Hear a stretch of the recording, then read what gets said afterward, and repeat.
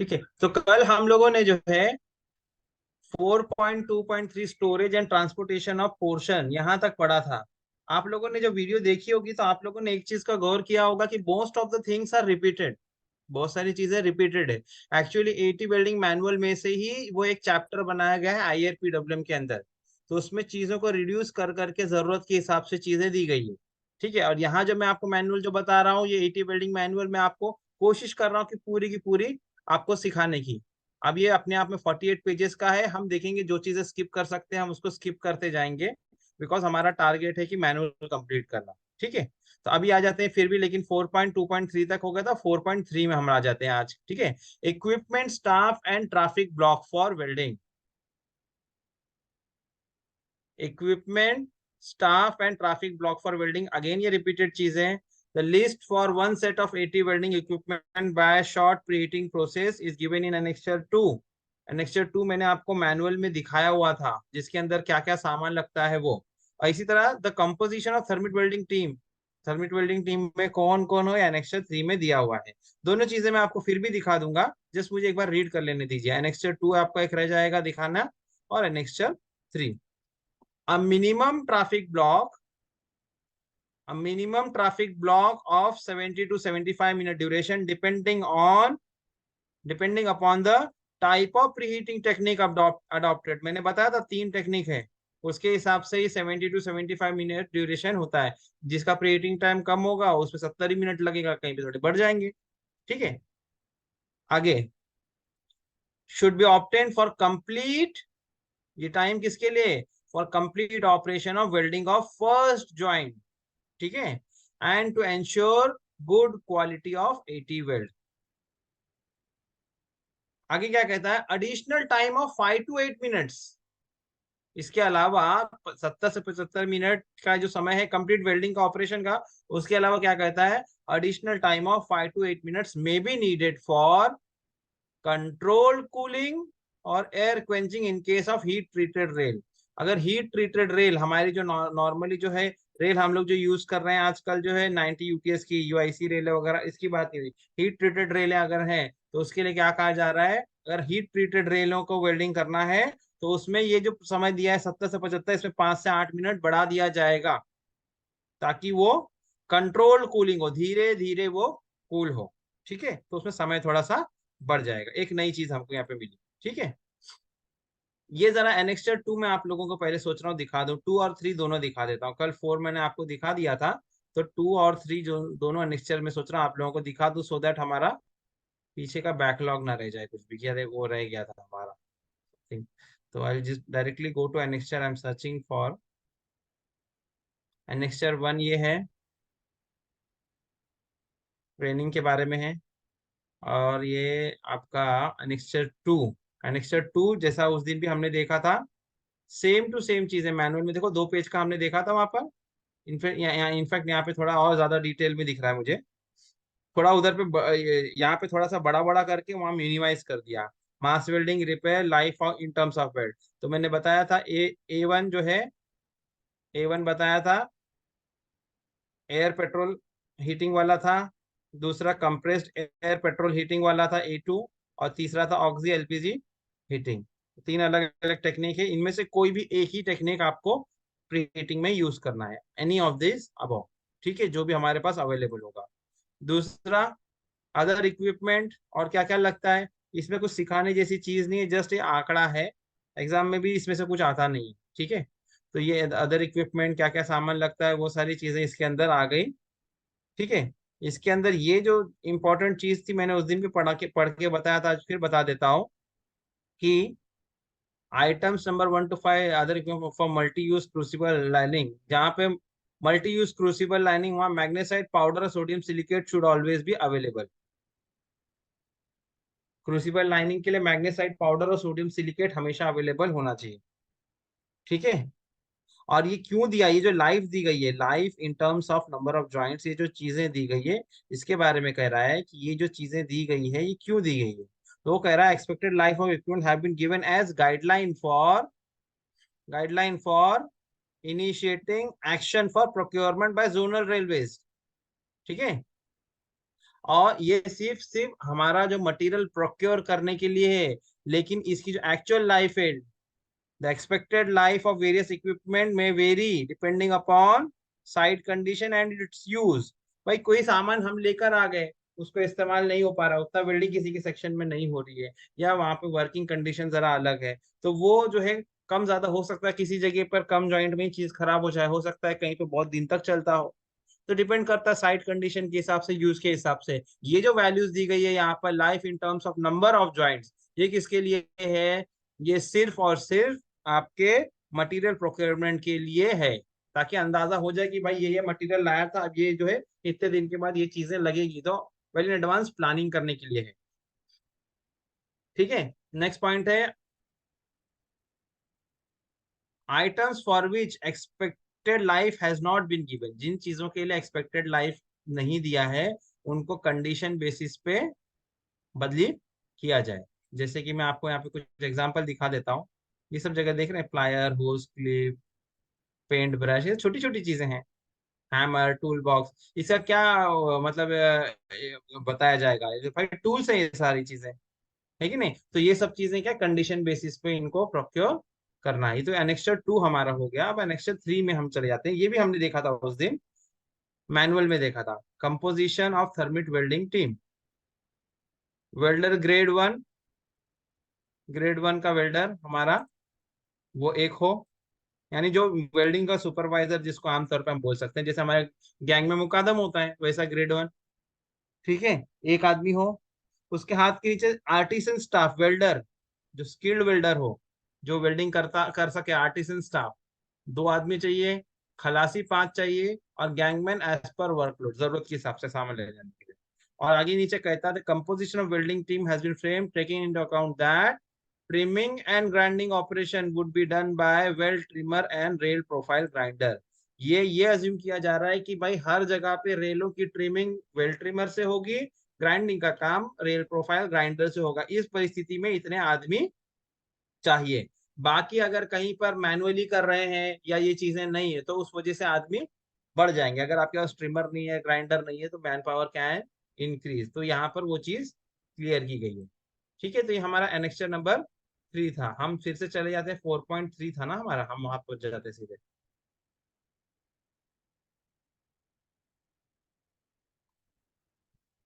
4.3, yes here. ठीक है, sir तो ये एनेक्सर हम एनेक्सर और एक बार सर फिर से बता देते सर। क्या चीज? एनेक्सर एनेक्स्चर 4, जो कल जो पढ़ाया था वो हाँ वाला। सर थोड़ा, हाँ थोड़ा सा एक बार ओके सर उसको ओके ओके ओके, चलेगा, कोई बात नहीं। एनेक्स्चर 4 वाला मैं जरा रिपीट, थोड़ा फास्ट जाऊंगा, लेकिन कर देता हूँ। एनेक्स्चर 4, ये एनेक्स्चर 1, 2, 3, ये 4। देखिए क्या कह रहा है, एनेक्स्चर 4 बात करता है किस चीज के बारे में? बात करता है storage and transportation of eighty portion, eighty welding का जो पोर्शन के बारे में बात करता है। ठीक है, तो डायरेक्टली यहाँ पर आते हैं तो स्टोरेज की बात होती है।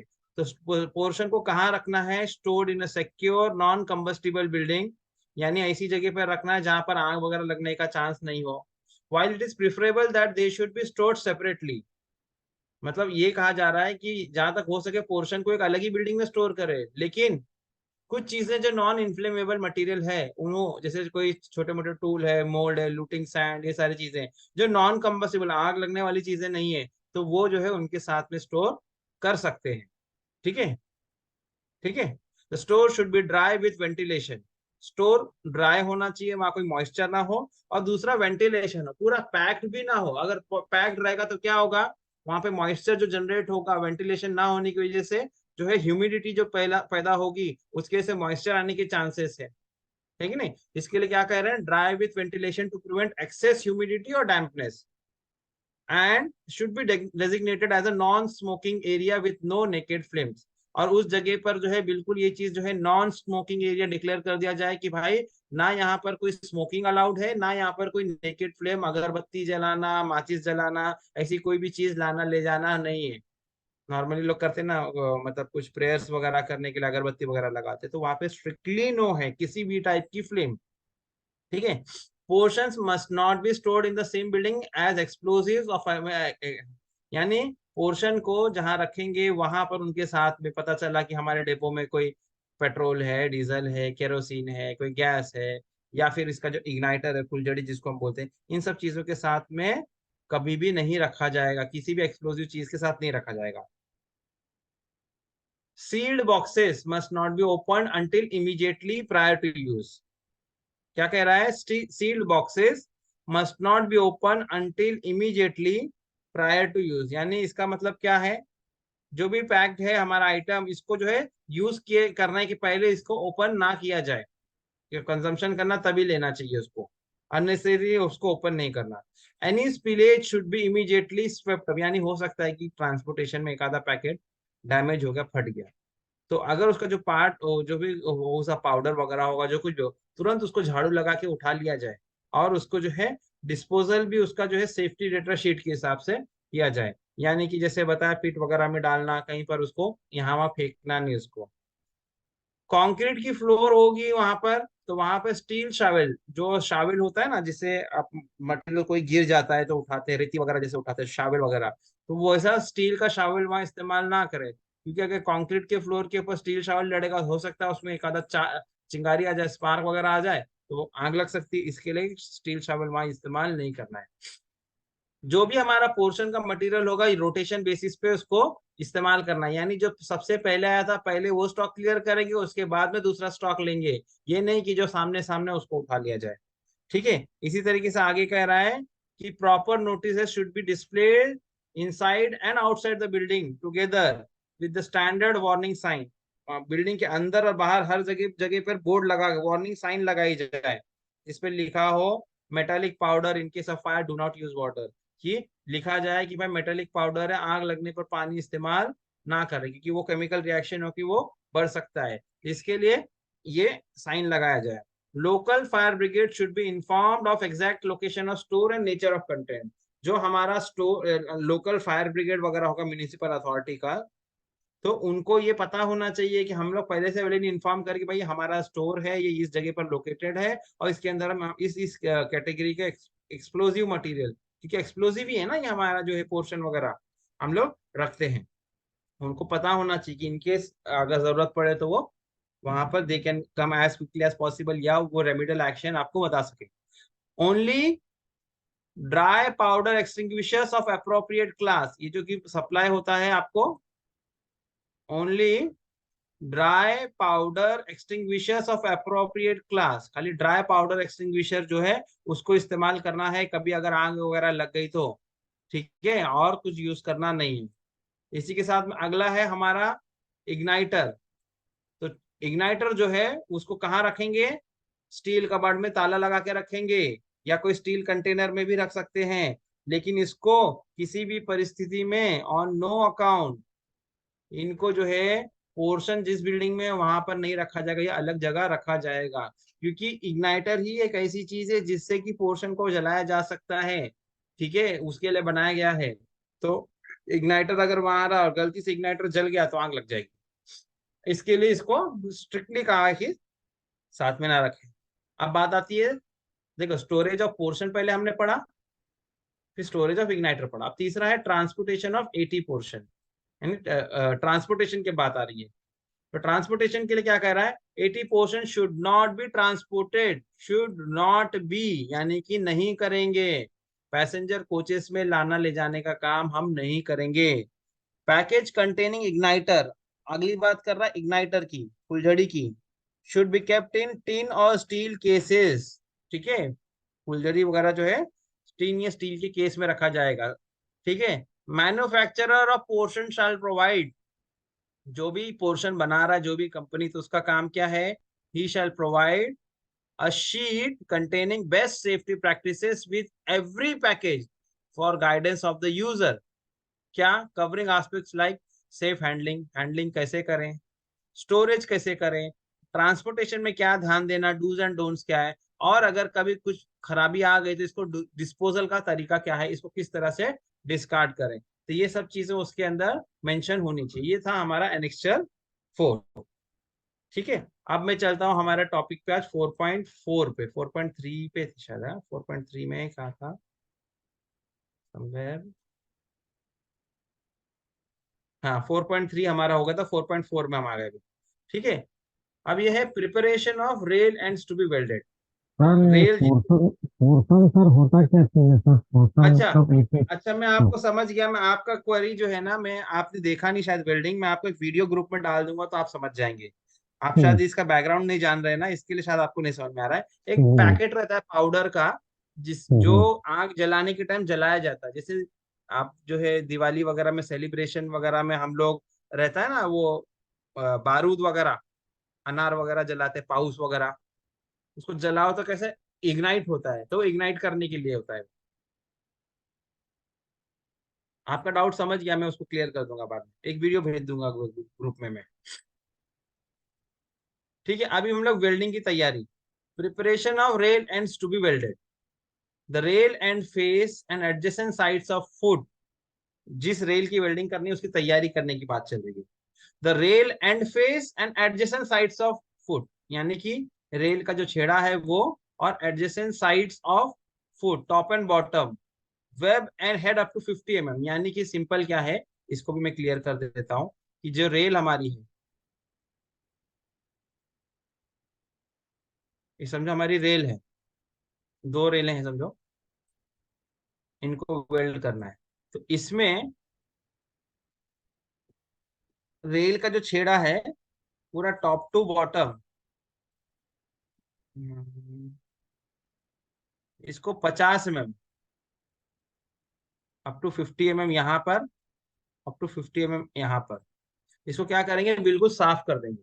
हाँ, रेल का एंड फेस और साइड, एडजेसेंट साइड, क्योंकि जो वेल्डिंग होगी तो खाली एंड से नहीं, ये पूरा हिस्सा गर्म होगा ना, तो उसको साफ करना है अप टू 50 mm। यानी कि ये जो डायमेंशन अगर मैं बात करूं, तो ये 50 mm, ये हिस्सा इस तरफ, ये एक रेल का, ये दूसरी रेल है, इसका भी 50 mm, दोनों कितना कितना, 50 50 mm।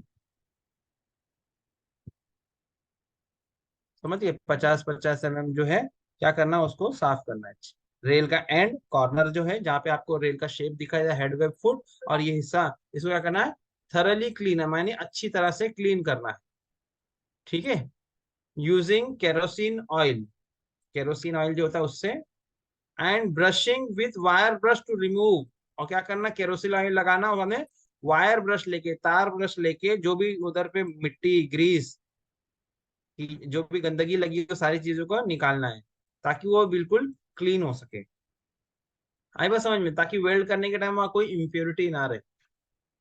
ठीक है, एनी बर at the rail and shall be remove by चिजलिंग और ग्राइंडिंग। रेल के एंड में अगर बर प्रोड्यूस हो गया, बर क्या होता है, और रेल गाड़ी चलते चलते थोड़ा पतरे के जैसा फॉर्मेशन हो जाता है ना ऊपर का हिस्सा, उसको क्या बोलते हैं, बर। जैसे आपने देखा होगा कि अगर लेथ मशीन पे कहीं पे ड्रिल, ये नॉर्मली भी आपने देखा होगा, कहीं ड्रिल वगैरह करते तो पतरे के जैसा आकार निकल के आता है ना बाहर, ऐसे रेल के हेड पे अगर, या कहीं पे gauge phase, non gauge phase में अगर कहीं आपको बर दिखाई देगा, तो उसको क्या करने का, शाल बी रिमूव बाय चिजलिंग और ग्राइंडिंग। चिजलिंग या ग्राइंडिंग से उसको निकाल दिया जाए। ठीक है, आगे कहता है, normally no aluminothermic weld shall be located closer than, normally no aluminothermic welded joint shall be located, no aluminothermic weld joint shall be located closer than 4 meter from other welded और फिश प्लेटेड ज्वाइंट। इसको समझ लेना है अपने को, जरूरी है। Actually इसमें कोई हर्जा, कोई प्रॉब्लम नहीं है, लेकिन यहाँ पर क्या कह रहा है, ये हमारा जो है मैनुअल का जो है क्राइटेरिया है, कि अगर समझो मेरा सेक्शन है, ठीक है, यहाँ पर मान के चलो मैं पुरानी बिल्डिंग, यहाँ कोई एक समझो बिल्डिंग है, ठीक है, और से यहाँ पर भी एक कोई बिल्डिंग है, और मान के चलो यहाँ पर मेरा कहीं पे फिश प्लेटेड जॉइंट है। हाँ, अब सपोज यहाँ पर कहीं पे, सपोज यहाँ पर कोई फ्रैक्चर हो गया, ठीक है, अब यहाँ वेल्डिंग करना है मुझे, यहाँ पर वेल्डिंग करना है। तो यहाँ मैनुअल हमारा क्या कहता है, हमारा IRPW मैनुअल क्या कहता है, कि कोई भी जॉइंट से, यहाँ पे से फिश प्लेटेड जॉइंट है, इस फिश प्लेटेड जॉइंट से 4 मीटर, या यहाँ की कोई वेल्डिंग से, आजू बाजू की कोई वेल्डिंग हो, चाहे फिश प्लेटेड जॉइंट हो, कहीं से भी ये जो नया ये नया जॉइंट प्रोड्यूस हो गया, ये दूरी ये should not be less than 4 metre से कम नहीं होनी चाहिए। आ रही बात समझ में? 4 मीटर से कम नहीं होनी चाहिए। अगर ये कहीं पर ऐसा होता है तो that is treated as IMR. That is treated as IMR treat किया जाता है। अगर joint joint less than joint located less than joint located at less than 4 metre, चाहे फिर वो आपका ईटी वेल्ड हो चाहे फिश प्लेटेड हो, it is treated as IMR. अगर आईएमआर है तो आईएमआर को आप जानते हैं क्या करना, आईएमआर को रिमूव करना पड़ता है। तो जॉइंट अगर कहीं पर भी 4 मीटर से कम की दूरी पर है तो क्या ट्रीट किया जाएगा, आईएमआर। आ रही बात समझ में सब लोगों को? हम जब भी सेक्शन के अंदर कोई रेल डालते हैं तो हमें ये चीज का, यहाँ सिर्फ और सिर्फ वेल्डिंग की बात नहीं हो रही है। यहाँ तो ये मैनुअल है वेल्डिंग का, इसलिए यहाँ पर लिखा हुआ है। यहाँ बात सिर्फ और सिर्फ एटी वेल्डिंग की नहीं है। चाहे आपकी कोई दूसरी वेल्डिंग भी हो, चाहे फिश प्लेट हो, चाहे कुछ भी हो, 4 मीटर से कम की दूरी पे कोई जॉइंट नहीं देना है, नहीं तो वो आईएमआर ट्रीट किया जाता है। तो जब भी वेल्डिंग करें, अभी जैसे अभी यहाँ की कंडीशन है, सपोज यहाँ का केस ले लो, समझो यहाँ पर दरार पड़ गई और मान के चलो फॉर एग्जांपल, कुछ एक एग्जांपल लेते हैं।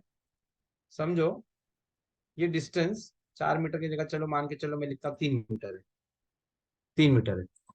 तब आप क्या करेंगे, यहाँ से 3 मीटर हो रहा है, तब यहाँ नहीं कर सकते, तो अब क्या करना पड़ेगा मालूम क्या?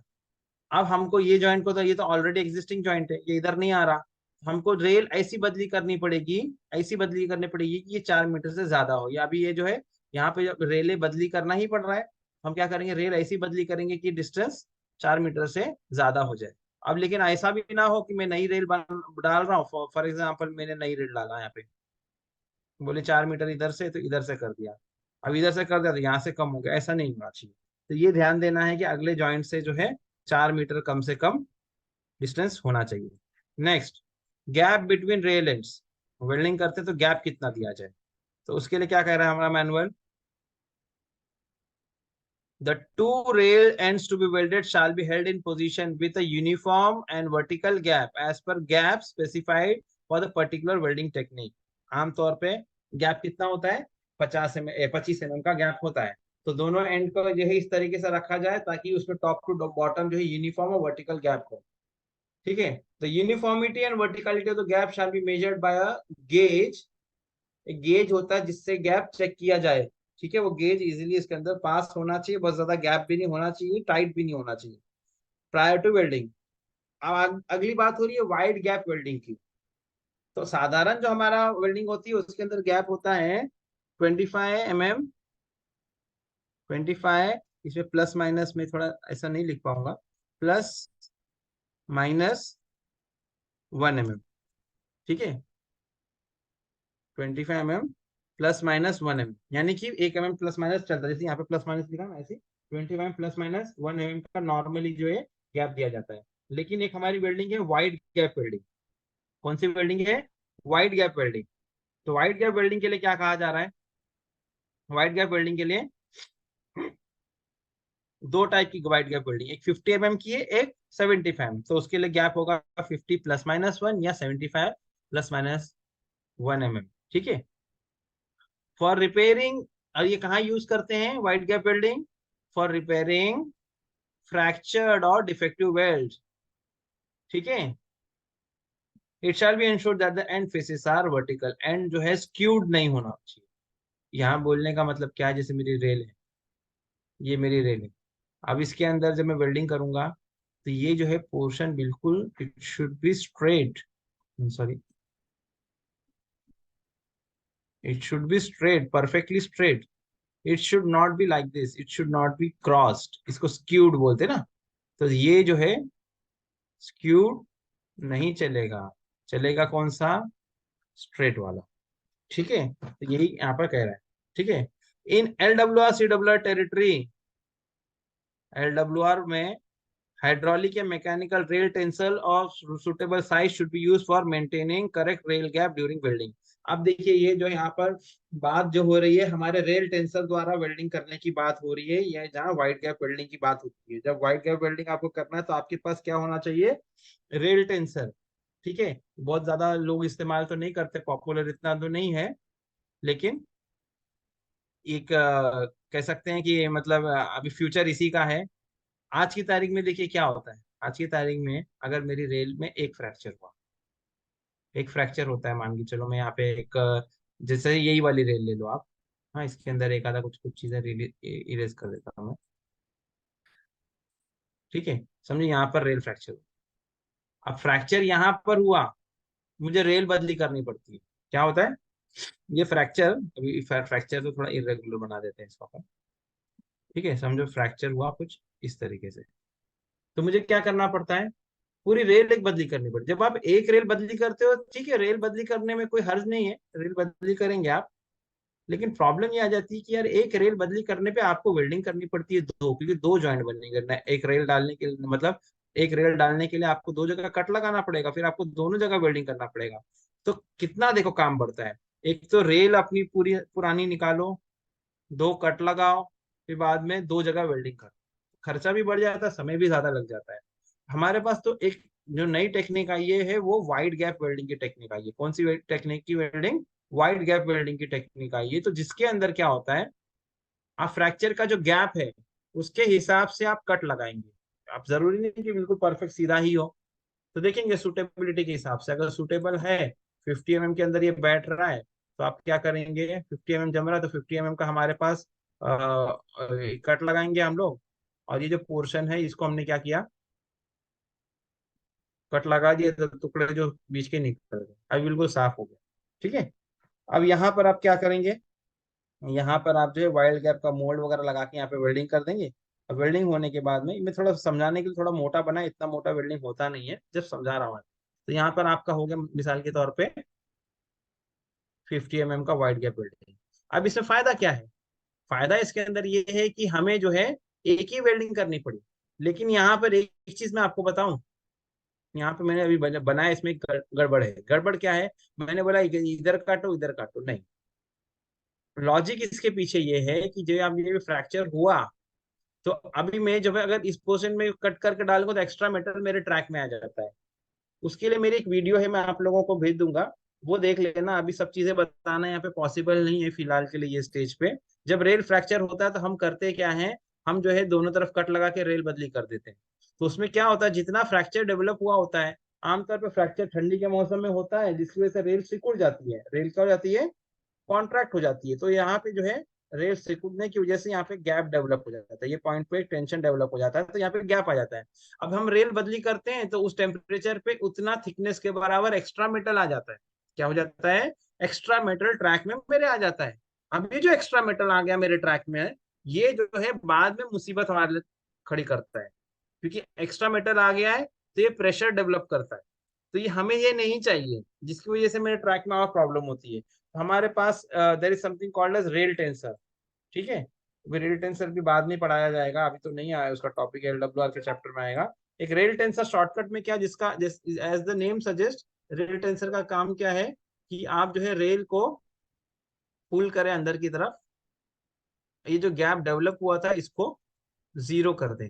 जीरो कर दिया आपने, जीरो करने के बाद में अब आप क्या करेंगे, जीरो करने के बाद में कट लगाएंगे। ठीक है, जीरो के बाद में अब क्या करेंगे, अब यहाँ पे कट लगाएंगे इधर और इधर। कट लगा दिया आपने, कट लगाने के बाद में अब ये पोर्शन जो है पूरा आपका क्या हो गया, क्लियर हो गया। ठीक है, मान के चलो मैंने 50 mm का डेवलप किया, 50 mm का ये हो गया। ठीक है, रेल टेंसर अभी यहाँ पे यही पोजीशन में अब जो है मैं मान के चलो 50 mm का वाइड गैप वेल्डिंग का पोर्शन वर्शन लगाऊंगा, और ये लेके जाके यहाँ पे वेल्डिंग कर दूंगा। ठीक है, इसमें फायदा क्या है, ये थोड़ा वाइड गैप वेल्डिंग के बारे में मैं बता रहा था। फायदे के बारे में जाते हैं कि वाइड गैप वेल्डिंग में फायदा क्या है। फायदा ये है कि पहली बात तो जितना क्रैक डेवलप गैप डेवलप हुआ था उसको रेल टेंसर से हमने खींच लिया, तो उस वजह से एक्स्ट्रा मेटल मेरे ट्रैक में आएगा नहीं, सबसे बड़ा फायदा। दूसरा फायदा ये है कि यहाँ कोई नई रेल बदली नहीं करनी पड़ेगी, ना यहाँ पे दो वेल्डिंग करनी पड़ेगी। दो वेल्डिंग की जगह पे एक ही वेल्डिंग में काम हो जाता है। कई जगह पे जो है 75 mm वाइड गैप वेल्डिंग भी यूज करते हैं, डिपेंड करता है कंडीशन के हिसाब से। ठीक है, तो ये थोड़ा सा मैंने आपको यहाँ पर एक्सप्लेन कर दिया। आगे बढ़ते हैं 4.6।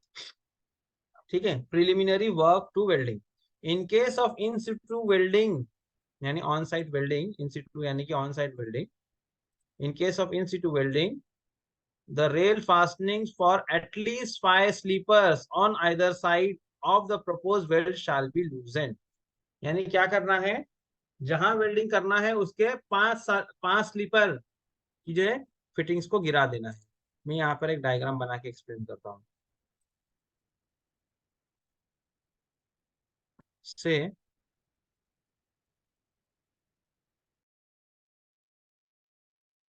देखिए, यहाँ पर देखिए, थोड़ा कोशिश किया मैंने बताने के लिए। समझो ये जॉइंट है हमारी वेल्डिंग का, तो क्या कह रहा है, अब इसको रीड करते जाएंगे तो साथ में समझने में अच्छा रहेगा। In case of in situ welding यानी on site welding, rail fastenings for at least 5 sleepers on either side of the propose weld shall be loosen. ये मेरी प्रपोज वेल्ड है, तो इधर से 5 स्लीपर। ठीक है, स्लीपर नंबर 1, एक मिनट, स्लीपर नंबर 1, 2, 3, 4 एंड 5। इसी तरह से यहाँ पे 1, 2, 3, 4 एंड 5। इसके अलावा यहाँ सब जगह चाबी फिटिंग लगी रही होगी, लेकिन ये जो जगह पे जो है ना, ये 1 2 3 4 5 यहाँ के और यहाँ के क्या करेंगे, फिटिंग्स को निकाल दिया जाएगा। शाल बी लूजन यानी चाबियां निकाल दी जाएगी। ठीक है, आगे क्या कहता है, the sleeper adjacent to the joint to be welded. The sleeper adjacent to the joint to be welded, ये जो जहां पे जॉइंट वेल्डिंग है उसके बाजू का जो स्लीपर है, शाल बी शिफ्टेड। यानी ये जो स्लीपर नंबर 1 ये दो है, शाल बी शिफ्टेड। क्या करना है, sleeper adjacent to the joint क्या करना है, shall be shifted to obtain a clear working space of 250 mm on either side to accommodate the molds, clamp, preheating equipment etc। तो यहाँ भी जगह कम है। ठीक है, कम से कम 250 mm का वर्किंग स्पेस चाहिए दोनों तरफ से। तो क्या कह रहा है कि ये जो स्लीपर है, अभी मैं इसको यहाँ पे मॉडिफाई कर रहा हूँ, यहाँ थोड़ा सा मेरे लिए मुश्किल है लेकिन चलो ऐड लो। ये जो स्लीपर है यहाँ से हटा के इसको क्या करेंगे,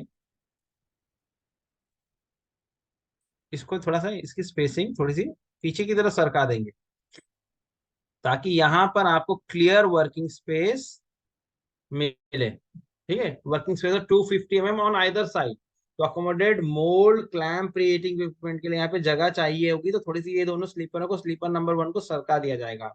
the rail shall then be properly align, फिर रेल का अलाइनमेंट करेंगे जैसा हमने पढ़ा था, हॉरिजॉन्टली एंड वर्टिकली उसकी अलाइनमेंट की जाएगी, मैच मार्किंग उसकी की जाएगी। ठीक है, ये यहाँ पर 4.6.1 का मतलब था। आगे क्या कहता है, when welding work is carried out on cess, जब वेल्डिंग का काम सेस में किया जा रहा है, यानी कि ट्रैक पर नहीं किया जा रहा है, बाहर तरफ किया जा रहा है, ट्रैक के बाहर, उसको सेस बोलते हैं। Full rail length shall be levelled, क्या करेंगे फिर, full rail length shall be levelled by supporting on atleast 10 wooden blocks on either side. अब मेरा रनिंग ट्रैक था, तो वहां तो ऑलरेडी ट्रैक में स्लीपरें थी, तो 5 स्लीपरों को खाली लूज करना हो तो वहां तो ठीक है। लेकिन सेस में काम कर रहा हूँ, यानी कि रनिंग लाइन पे नहीं, सेस में किनारे कोई रेल पड़ी हुई है, अगर वहां वेल्डिंग करना है तो क्या करना पड़ेगा, लकड़े के 10 वुडन ब्लॉक लगेंगे, जैसे 5 इस तरफ 5 उस तरफ, और रख के क्या करेंगे, उसका रेल को लेवल कर दिया जाएगा। क्योंकि अगर लेवलिंग बराबर नहीं किया और आपने वेल्डिंग कर दिया, अगर रेल ऊंची नीची रह गई, तो बाद में जब आप लाइन में डालेंगे तभी ये किंक उसके अंदर जो रहेगा, वर्टिकल किंक जो आ चुका होगा वो निकलने नहीं वाला, इसलिए इसकी लेवलिंग करनी जरूरी है। ठीक है, आगे क्या कहता है, the rail shall be properly align, the rails shall be properly aligned in horizontal and vertical direction and held in position। यानी जो यहाँ पर था यही बात यहाँ पर हॉरिजॉन्टल वर्टिकल की यहाँ पर भी बात आती। ठीक है, next, alignment of rail ends before welding. ठीक है, तो क्या कहता है, rail ends to be welded shall be aligned in horizontal and vertical planes to the dimensional limits indicated. Limit जो दी गई है उसके हिसाब से करना है। क्या है? वेल्डिंग के टाइम पे alignment, before welding alignment, lateral alignment. ठीक है। The two rail ends before alignment shall be within plus minus 0.5 mm when checked with 1 meter straight edge at rail ends। ठीक है। ये फिगर देख लेंगे हम लोग, अभी फिलहाल के लिए पढ़ लेते हैं। क्या कर रहा है? वेल्डिंग के जस्ट पहले जो है lateral alignment 1 metre straight edge से हम लोग चेक करेंगे, तो कितना मिला आपको? 0.5 mm। Any difference in the width of the rail head shall always be fully kept on the non-gauge side। अगर रेल हेड के विड्थ, रेल के जो विड्थ है, रेल हेड जो है उसकी चौड़ाई में कोई फर्क है तो उसको क्या किया जाएगा? नॉन गेज तरफ भेज दिया जाएगा, गेज फेस को मैच कर लिया जाएगा। Correctly aligning the rail ends on the gauge face. ठीक है, ये समझ में आया? अच्छा, वो दिन देखिए हम लोग मैनुअल पढ़ रहे थे तो ये अपना एक तरफ का जो ये प्लस माइनस का समझ में नहीं आ रहा था ना, ये चीज अब यहाँ पे क्लियर हो जाएगी। 4.7.1.1 ए और बी, ये फिगर देख लेते हैं कहाँ पे मिल जाएगा तो मालूम हो जाएगा। ये चैप्टर के बाद ही था। अच्छा, ये पीछे ये हमारा पेज नंबर क्या है, अंदाजा रख रहा है? 10 9, पेज नंबर 9 8 हो चुका है। 4.7 वाला, जस्ट मिनट।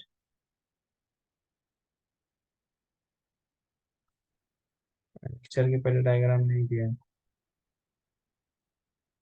बस थोड़ा मुझे स्क्रॉल कर लेने दीजिए।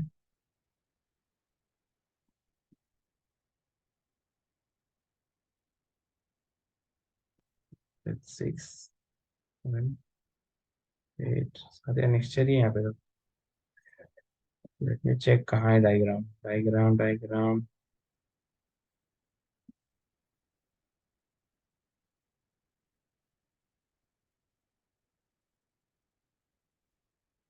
हम्म, 3 वाला नहीं, ये अपना 4 पॉइंट इसका था ना। यहाँ पर भी एक्चुअली यहाँ पे यही गड़बड़ कर रहा है, सुनो। देखिए यही डायग्राम था ना रंजन जी, राजीव रंजन जी, यही डायग्राम था ना, हम लोग उस दिन परेशान थे हाँ हाँ ना। तो यहाँ पर तो 0.5 दिखा रहा है, यहाँ पर लेकिन 1 mm दिखा रहा है ना, हाँ बराबर ना। हाँ हाँ हाँ, तो ये जो यही है यहाँ पर, ये एक्चुअली उसका टॉलरेंस जो है प्लस माइनस 0.5 रिटर्न में अभी अपने को मिल गया ना। यहाँ पे डायग्राम बनाने में जरा कुछ मिस्टेक हुआ है, डायग्राम बनाने में कुछ मिस्टेक हुआ है। या फिर इसको ऐसा समझा जाए, या फिर देखिए, नहीं नहीं मैं समझ गया, सुनो। मैं समझ गया इसको, मैं इसको आप एक्सप्लेन कर देता हूँ। यहीं पर हम लोग इसको एक्सप्लेन समझ जाते हैं। यहाँ पे नीचे एक जगह पे बना के एक्सप्लेन कर देते हैं। ये समझो, हमारा एक एक रेल ये है और दूसरा, इस पर लाइन से बनाना पड़ेगा, तो टेढ़ा करना है ना, तो मैं इस तरीके से बनाता हूँ। ठीक है। अब यहाँ पे मैं पट्टी लगाता हूँ। 1 मीटर की पट्टी है ना, तो अगर ये आधे मीटर पे ये आधा mm आ रहा है, तो 1 मीटर पे, समझ रहे, लीनियर रिलेशन उसकी बात हो रही है। समझ रहे कि नहीं मेरी बात? दोनों तरफ में पट्टी एक साथ लगा देता हूँ, एक इधर लगाता हूँ।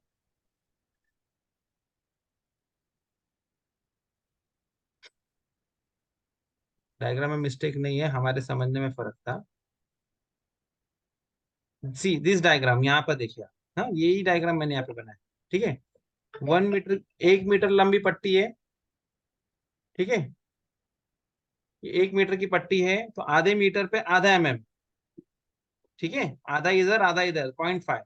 और दूसरी तरफ अगर मैं पट्टी लगाऊंगा तो ये तो एंड में मिलेगा ना मुझे, आधा मीटर तो इधर है। और लीनियर रिलेशन में जाऊंगा तो, सुन एक मिनट, बेसिक मैथमेटिक्स है ये।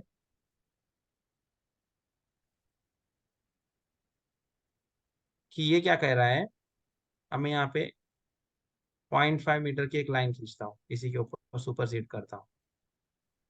0.5 मीटर, ये समझो ये जो है, this is 1 metre and this is 0.5 metre. ठीक है। 0.5 पे अगर मुझे वैल्यू मिल रही है 0.5,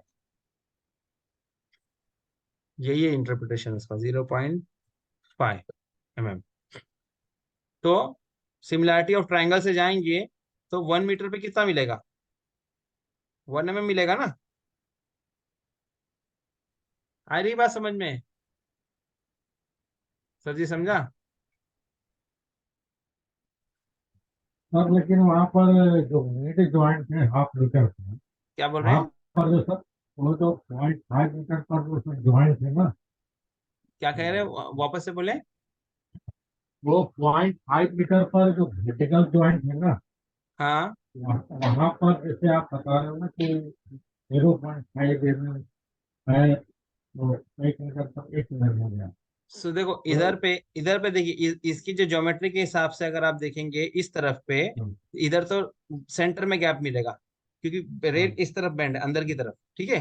हम्म, यहाँ पे रेल अंदर की तरफ बेंड है, तो यहाँ पर हम्म, सेंटर में गैप मिलेगा, तो यहाँ पे जो इसका मार्किंग होगा 1 मीटर की पट्टी का, सेंटर में से इधर मापेंगे तो आधा आधा मीटर दोनों तरफ हो गया। ओके। हम्म, लेकिन यहाँ पे जब मैं लगाऊंगा तो यहाँ पे मापने का कोई मेरे पास मैकेनिज्म नहीं है ना, क्योंकि रेल को कंटिन्यूएशन में लेके जाना आगे तक। तो हम्म, इसके एंड पे मापेंगे अपन, इसके एंड पे मापेंगे।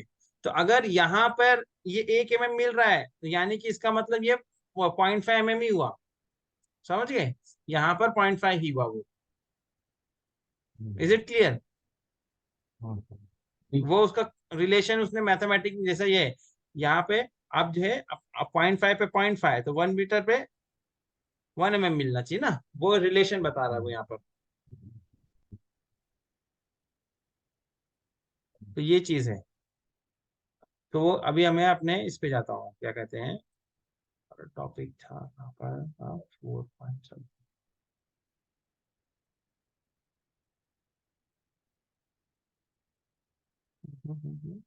ये भी नहीं है।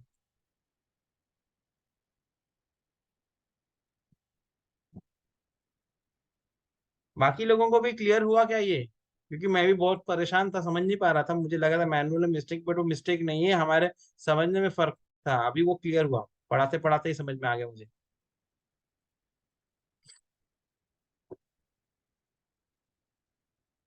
ये यहाँ पर हम पहुंच गए, ये डायग्राम हमने देख लिया। तो क्या कहता था, two rail ends after alignment shall be within plus minus 0.5 mm when check with 1 metre straight edge, ठीक है।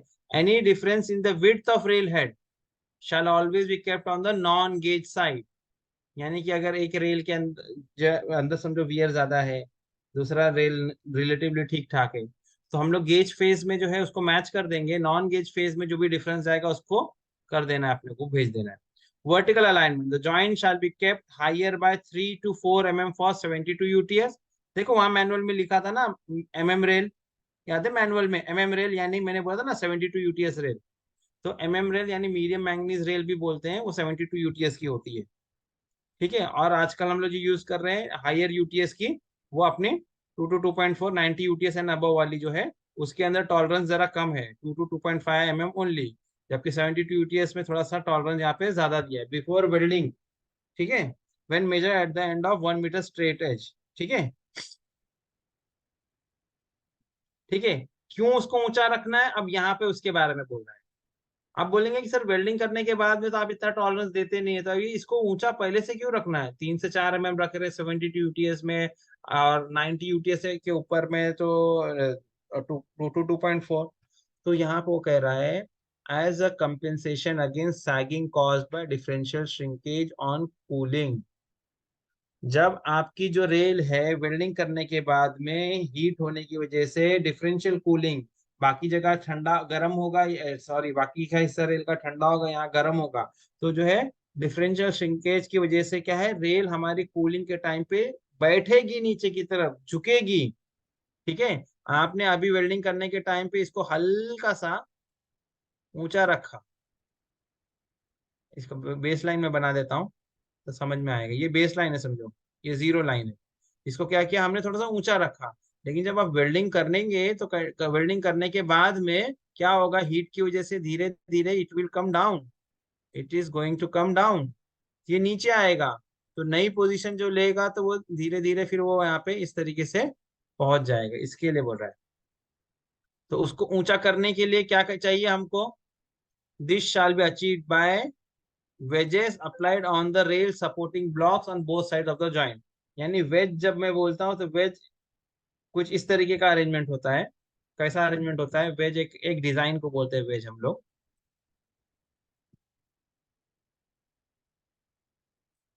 Something like this. वेज इस शेप को बोला जाता है जिसमें एक एंड जो है इसका थिकनेस कम यानी टेपर्ड हो। तो इसको क्या करेंगे, रेल के नीचे डाला जाएगा तो क्या होगा, जैसे जैसे रेल फुट के नीचे इसको सरकाया जाएगा तो रेल क्या होगी, अपनी आप धीरे धीरे ऊंची होगी। तो उसको इस्तेमाल करें, ऐसा कह रहा है वो। नेक्स्ट, गैप के बारे में। Gap between rail ends may be rechecked after completion of alignment. Gap between rail ends may be rechecked after completion of alignment. Alignment check करने के बाद में अलाइनमेंट का काम, हमने पहले एक गैप रखा, उसके बाद में पूरा हमने क्या किया, अलाइनमेंट किया। अब कल अलाइनमेंट होने के बाद में फिर चेक करना है, गैप को क्या करना है, रीचेक करना है कि भाई अलाइनमेंट करने के बाद कुछ कम तो नहीं हो गया या ज्यादा तो नहीं हो गया, ये देखना है। तो रीचेक करना है। Datum mark shall be made on foot of both rails. दोनों रेल के जो है फुट पर क्या करेंगे, डेटम मार्किंग यानी एक रेफरेंस मार्क कर दिया जाएगा। As well as on joint sleepers in order to observe any longitudinal movement of rail. रेलों के अंदर कोई मूवमेंट वगैरह तो नहीं हो रहा, तो क्या करेंगे, जैसे कि ये मेरी स्लीपर है,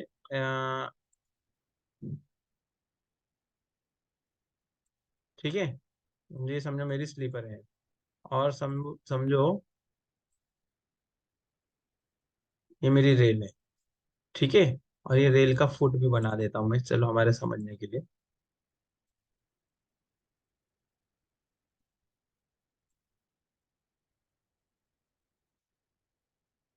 ठीक है, इस तरीके से। अब यहाँ पर मार्किंग की बात चल रही है, क्या कह रहा, पढ़ते हैं, देखो। गैप बिटवीन रेल एंड्स में भी रीचेक, ये तो हो गया, ठीक है। Datum mark shall be made on foot of both rails. दोनों रेलों के फुट पर एक मार्किंग कर दी जाएगी। अब यहाँ पे हम लोग कोई दूसरा कलर यूज कर लेते हैं, से ब्लू कलर। तो उसको इस तरीके से हम क्या करेंगे, मार्क कर लेंगे। स्लीपर पे भी थोड़ी सी मार्किंग कर देंगे, और थोड़ी सी रेल पे भी मार्किंग कर दी जाएगी। क्यों? In order to observe any longitudinal movement of rail, ताकि अगर ये देखो ये दोनों एक ही लाइन में रहेगा तो क्या होगा, बाद में अपने को पता चलेगा भाई रेल मूव नहीं हुई है। अगर ये है तो मूव हुई है मान पड़ेगा। इफ एक्सेसिव, फिर आगे क्या कर रहा है, if excessive longitudinal movement occurs during pre heating. अगर प्री हीटिंग के दौरान बहुत ज्यादा मूवमेंट हो रहा है रेलों का, and produces a welding gap outside the prescribed limit, the welding of joint shall be temporarily abandon and joint allowed to cool. यानी कि यहाँ पे यही कहा जा रहा है कि भाई आपने अलाइनमेंट किया, सब कुछ किया, इसके बाद में ये जो मार्किंग हमको क्या करना है, कर देनी है। क्या करना है, यहाँ पर मार्किंग कर देनी है। मार्किंग करने के बाद में आप उसको हीटिंग करना। अभी यहाँ पे हम लोग मोल्ड लगाया था, अब इसको रेल के एंड को क्या करेंगे, हम लोग हीट करेंगे ना।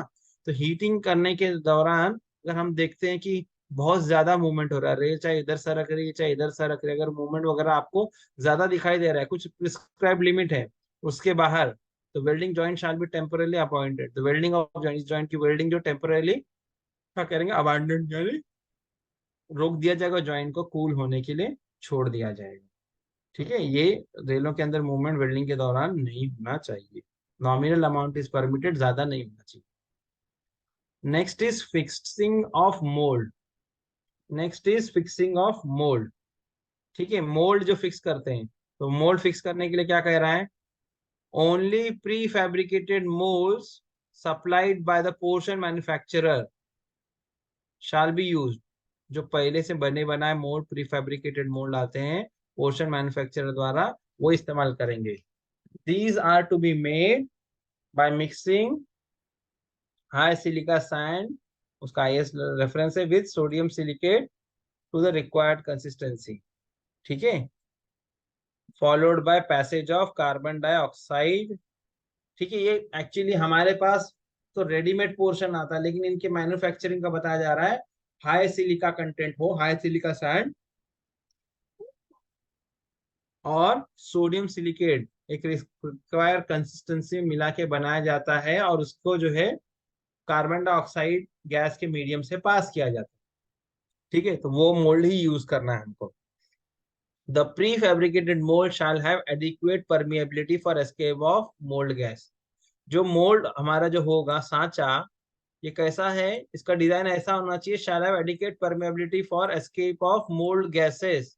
मोल्ड के अंदर कोई गैस वगैरह डेवलप हो रही है हीटिंग के दौरान, तो वो पोरस होना चाहिए, परमिएबल होना चाहिए, ताकि वहां से एस्केप हो सके। जैसे एग्जांपल बता रहा हूँ, हमारी ब्रिक होती ना, ब्रिक ईंट कैसी है, परमिएबल इन नेचर है ना, पानी में डुबाएंगे तो पानी एब्जॉर्ब करती है, निकाल दिए थोड़ा टाइम बाद ड्रेन कर देती है। तो ऐसा कोई मटेरियल हो, परमिएबल मोल्ड हमारा ऐसा हो, ताकि जब आप उसको हीट कर रहे हैं, हीट करने के टाइम पे गैसेस डेवलप होगी तो उसको निकलने का रास्ता चाहिए, तो एस्केप हो जाए। दूसरा, adequate reinforcement to avoid mould crushing, यानी इतना मजबूत हो कि वो टूटे ना ड्यू टू ट्रांसपोर्टेशन या बिल्डिंग। ठीक है।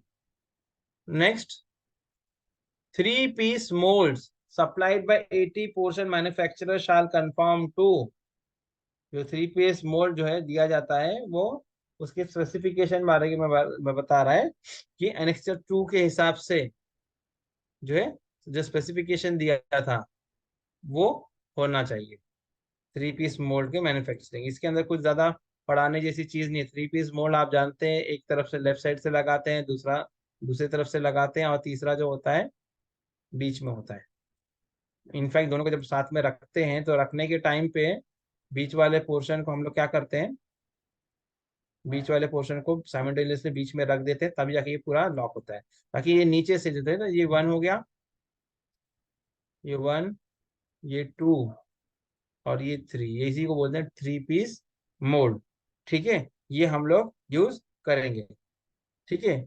शेल्फ लाइफ उसकी क्या है, shelf life of mould shall be 12 months minimum from the date of manufacturing. जो मोल्ड यूज करे उसकी कम से कम 1 साल की शेल्फ लाइफ होनी चाहिए।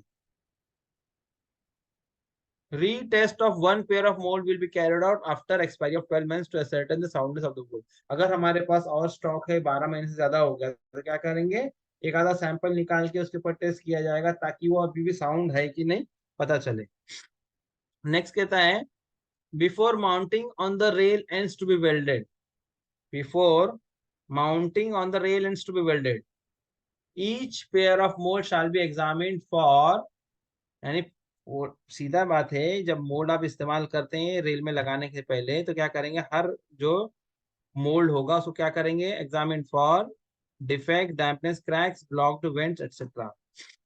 उसके अंदर कोई खराबी तो नहीं है, नमी तो नहीं लग गई है, क्रैक तो नहीं हो गया, ब्लॉक्ड वेंट्स। आपने देखा होगा वेल्डिंग करने के टाइम पे मोल्ड पोर्शन, मोल्ड जो होता है हमारा, उसके अंदर एक राइजर होता है, उसके अंदर एक राइजर होता है। राइजर यानी कि एक एयर वेंट होता है। ये क्या होता है, रेल का जो प्रोफाइल होता है, इसमें से जो भी गैसेस डेवलप होगी, समझो इस तरीके का हमारा कुछ ये अरेंजमेंट होता है, कि जैसे इसका डिजाइन समझिए, रेल का आकार तो आपको समझ में आएगा भी। एक तरफ का ही मैंने बनाया, ये मेरी रेल का डिजाइन ऐसा है, तो होना तो इतना ही चाहिए था ना, आधा बना रहा हूं मैं, एक तरफ का है ना,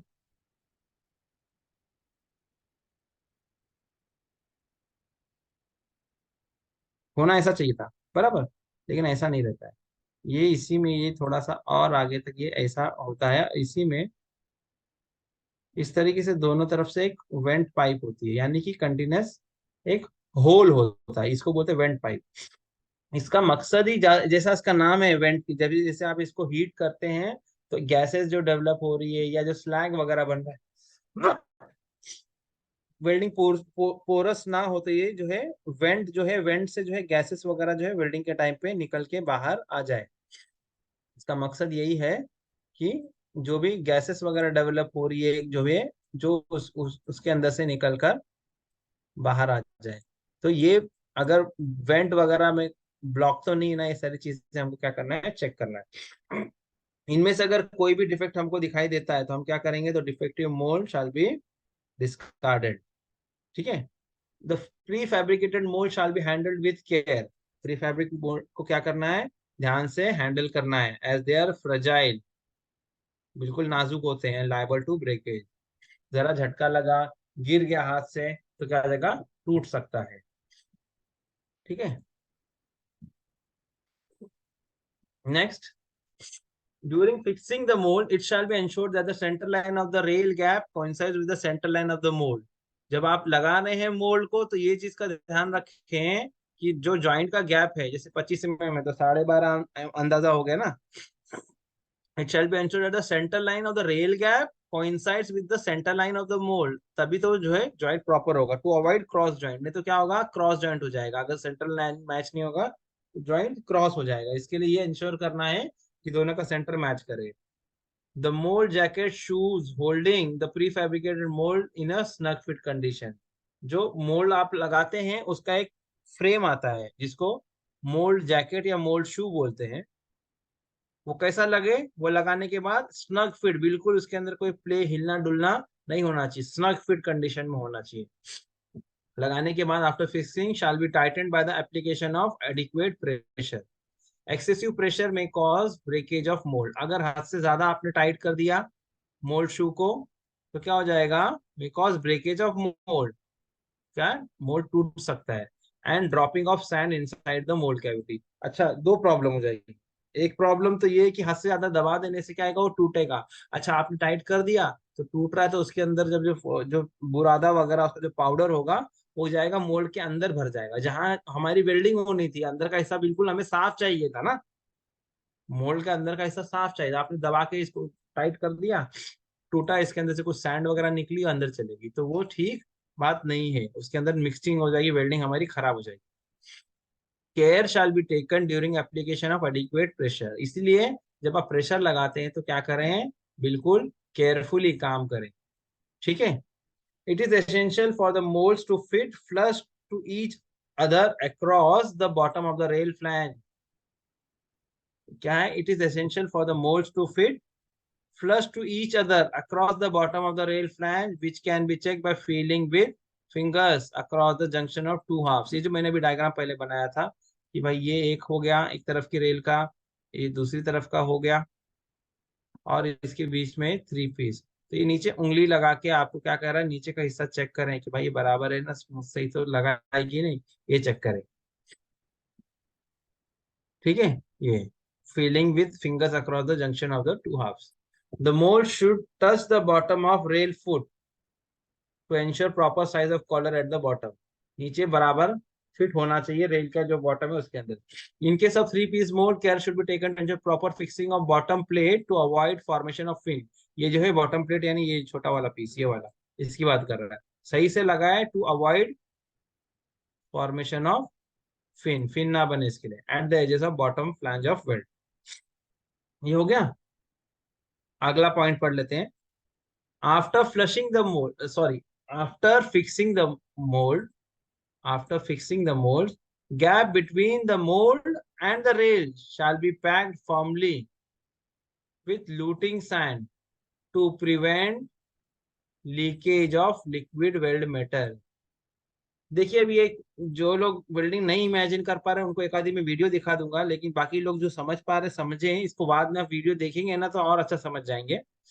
वेल्डिंग आपने करना है तो आपने क्या किया, आपने मोल्ड लगाया। अब मोल्ड आपने लगा लिया, रेल के प्रोफाइल के हिसाब से डिजाइन है उसका मानता हूं मैं, लेकिन लगाने के बाद हो सकता है कि जो ये हमारी रेल है, मान के चलिए ये मेरी रेल है, ये मेरी रेल है। ठीक है, अब यहाँ पे मैं मोल्ड लगा रहा हूँ, मोल्ड को मैं दूसरा कलर दे दे रहा हूँ, सॉरी।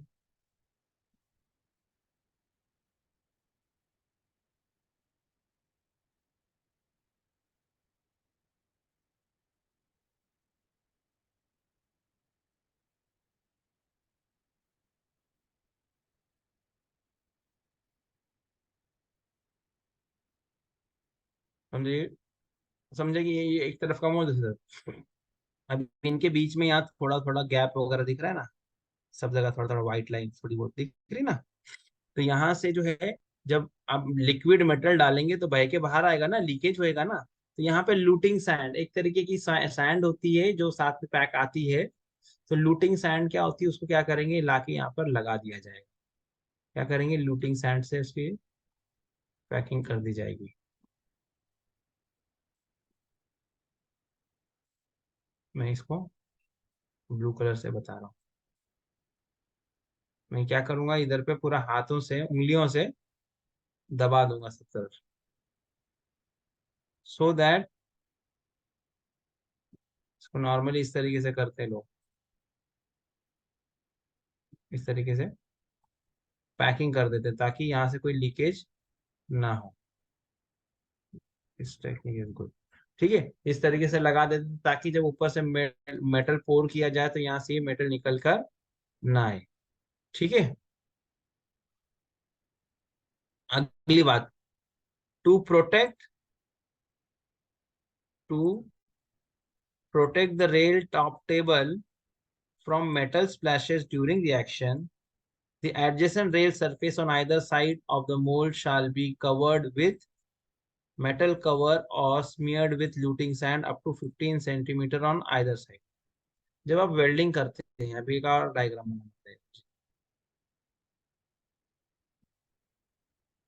जब आप वेल्डिंग करते हैं, मिसाल के तौर पे ये दोनों जगह पे वेल्डिंग कर रहे हैं, एंड से ये पोर्शन में हमने मोल्ड वगैरह लगा दिया सपोज। ठीक है, ज्यादा बना दिया बड़ा, इतना कम ठीक। ठीक है, इतने में हम लोग, हमने क्या किया, ये मोल्ड वगैरह लगा दिए हैं। ओके, अब जब वेल्डिंग करते हैं तो हमारा जो क्रूसिबल हंडी वगैरह होती है ना,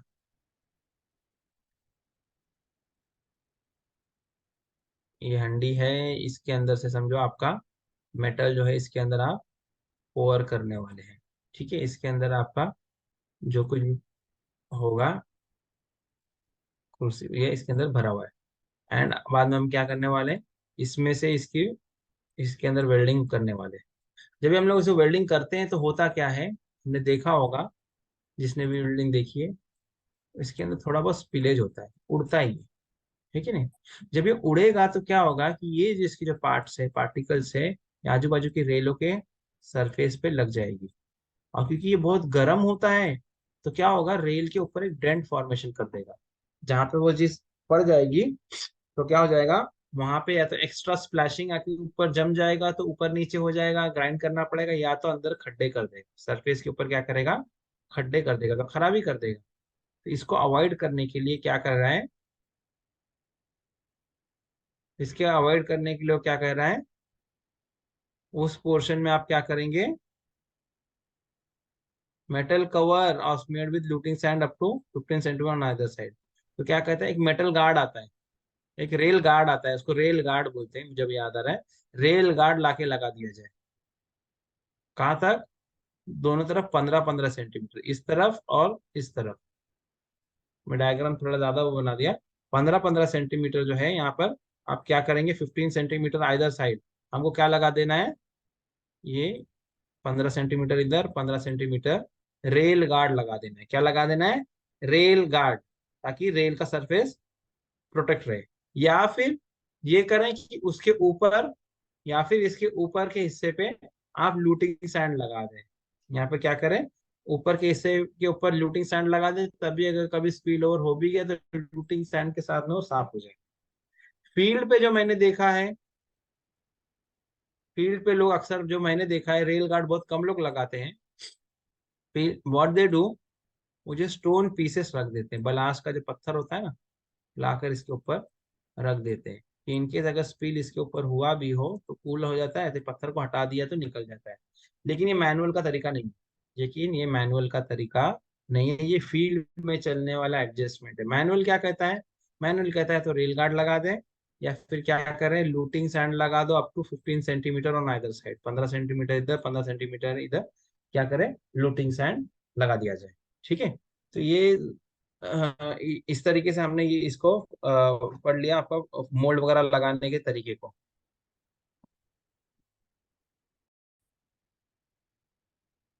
ठीक है, अब आते हैं बात प्री हीटिंग की।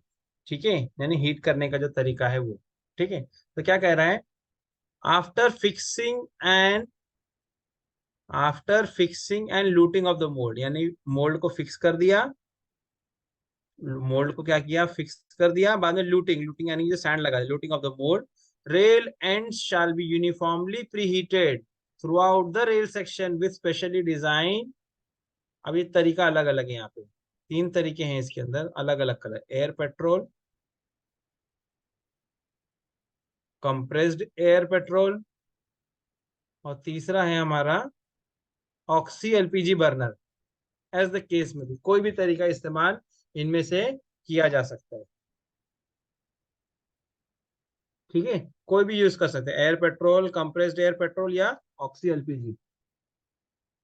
ठीक है, the flame shall be properly adjusted to achieve the desired rail temperature. तो जो बर्नर होगा उसका जो है फ्लेम एडजस्ट करेंगे ताकि रेल टेम्परेचर आपको जो डिजायर्ड चाहिए वो मिल जाए। ठीक है, इसमें एहतियात करने की क्या बात है कि उन्होंने क्या कहा, ये जैसे मेरी ये रेल है और यहाँ पर मेरा समझो वेल्डिंग का जॉइंट है, ये पोर्शन मेरा जॉइंट है। तो अभी जब हीटिंग हो, heating should be uniform, top to bottom कैसा होना चाहिए, throughout the rail section uniformly pre heated, ऊपर से नीचे तक बराबर हीट होना चाहिए। ठीक है, the pre heating shall be done from the top of the mould box, यानी हीटिंग बर्नर कहाँ से लगेगा, ऊपर से लगेगा। आमतौर पे एक्चुअली जो मोल्ड जो होता है ना आपका, वो थोड़ा सा बड़ा होता है, ठीक है नहीं, ऊपर से।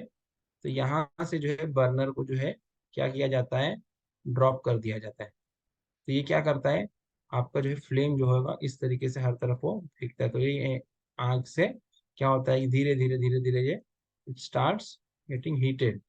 ठीक है, the pre heating shall be done from the top of the mould box for stipulated period for welding technique adopted so as to achieve a minimum temperature of, ये important है value, minimum temperature of around 650 degree. ठीक है, minimum temperature कितना चाहिए pre heating में, 650। The temperature range of about 650 to 850 degree Celsius normally observed in various IDs approved 80 welding technique. यानी अलग अलग वेल्डिंग टेक्निक में 650 से 850 के आसपास तक टेम्परेचर ऑब्जर्व किया जाता है। लेकिन अगर बात की जाए मिनिमम टेम्परेचर की तो 650 डिग्री सेल्सियस होना चाहिए।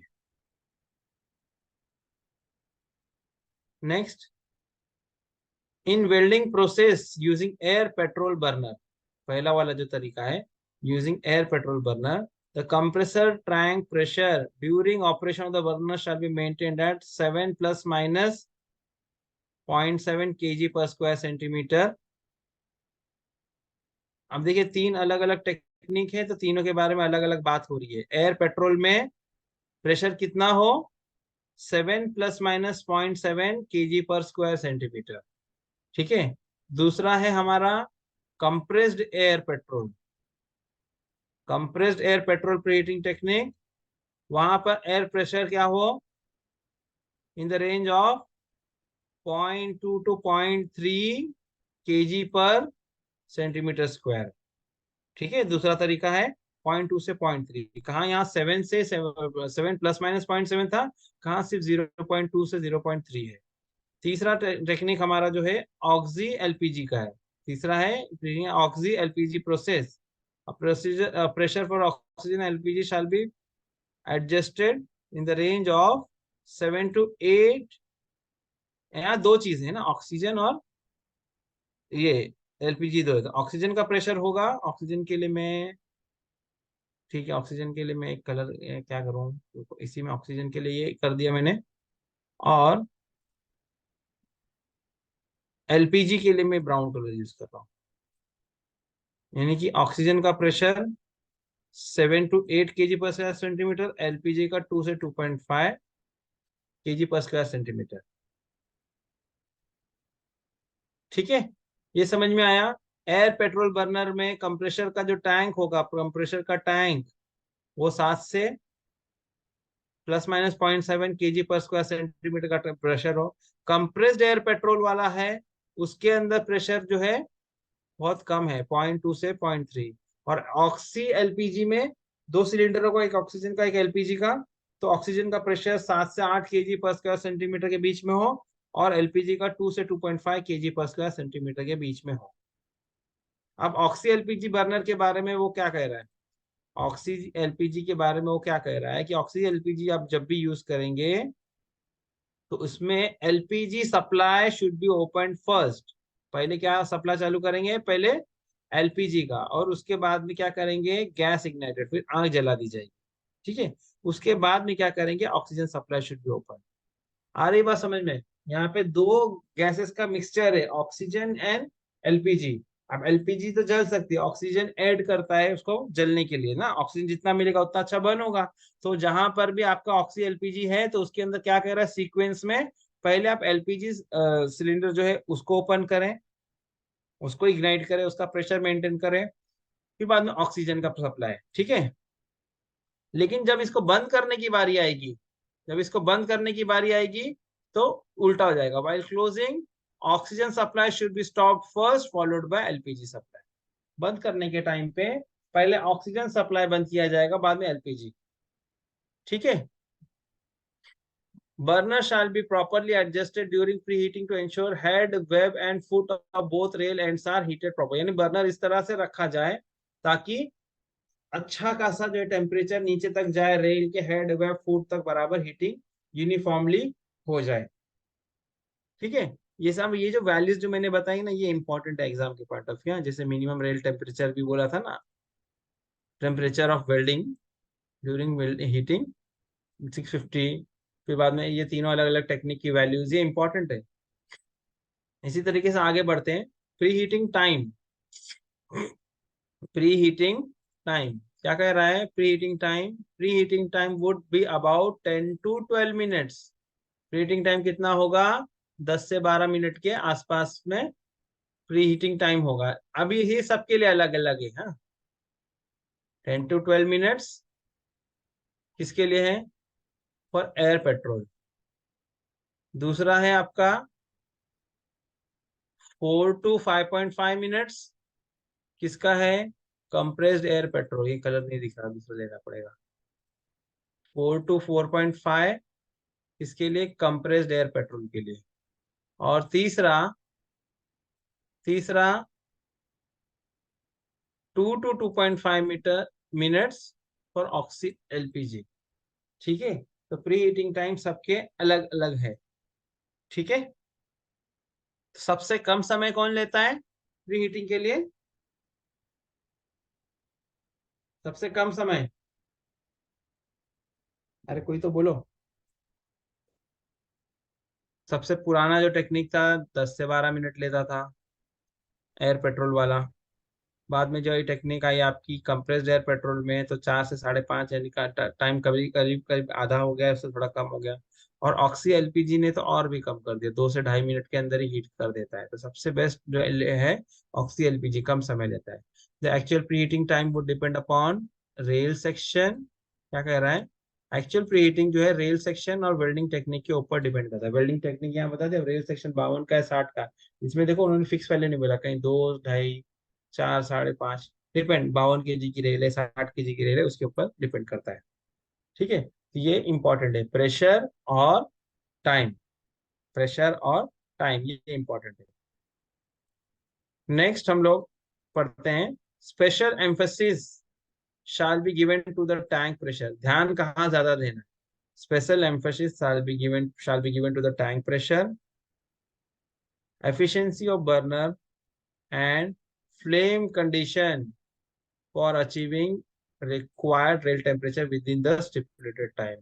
तो इस वक्त ध्यान देना है कि भाई टैंक में प्रेशर कितना है वो देखना है, बर्नर बराबर काम कर रहा है कि नहीं, फ्लेम किस तरीके से दे रहा है, प्रॉपर ओवरऑल हीटिंग हो रही है कि नहीं, हाँ, कि ताकि जो टाइम मेंशन किया उतने टाइम के अंदर वो हीट हो जाए। फ्रॉम टाइम टू टाइम,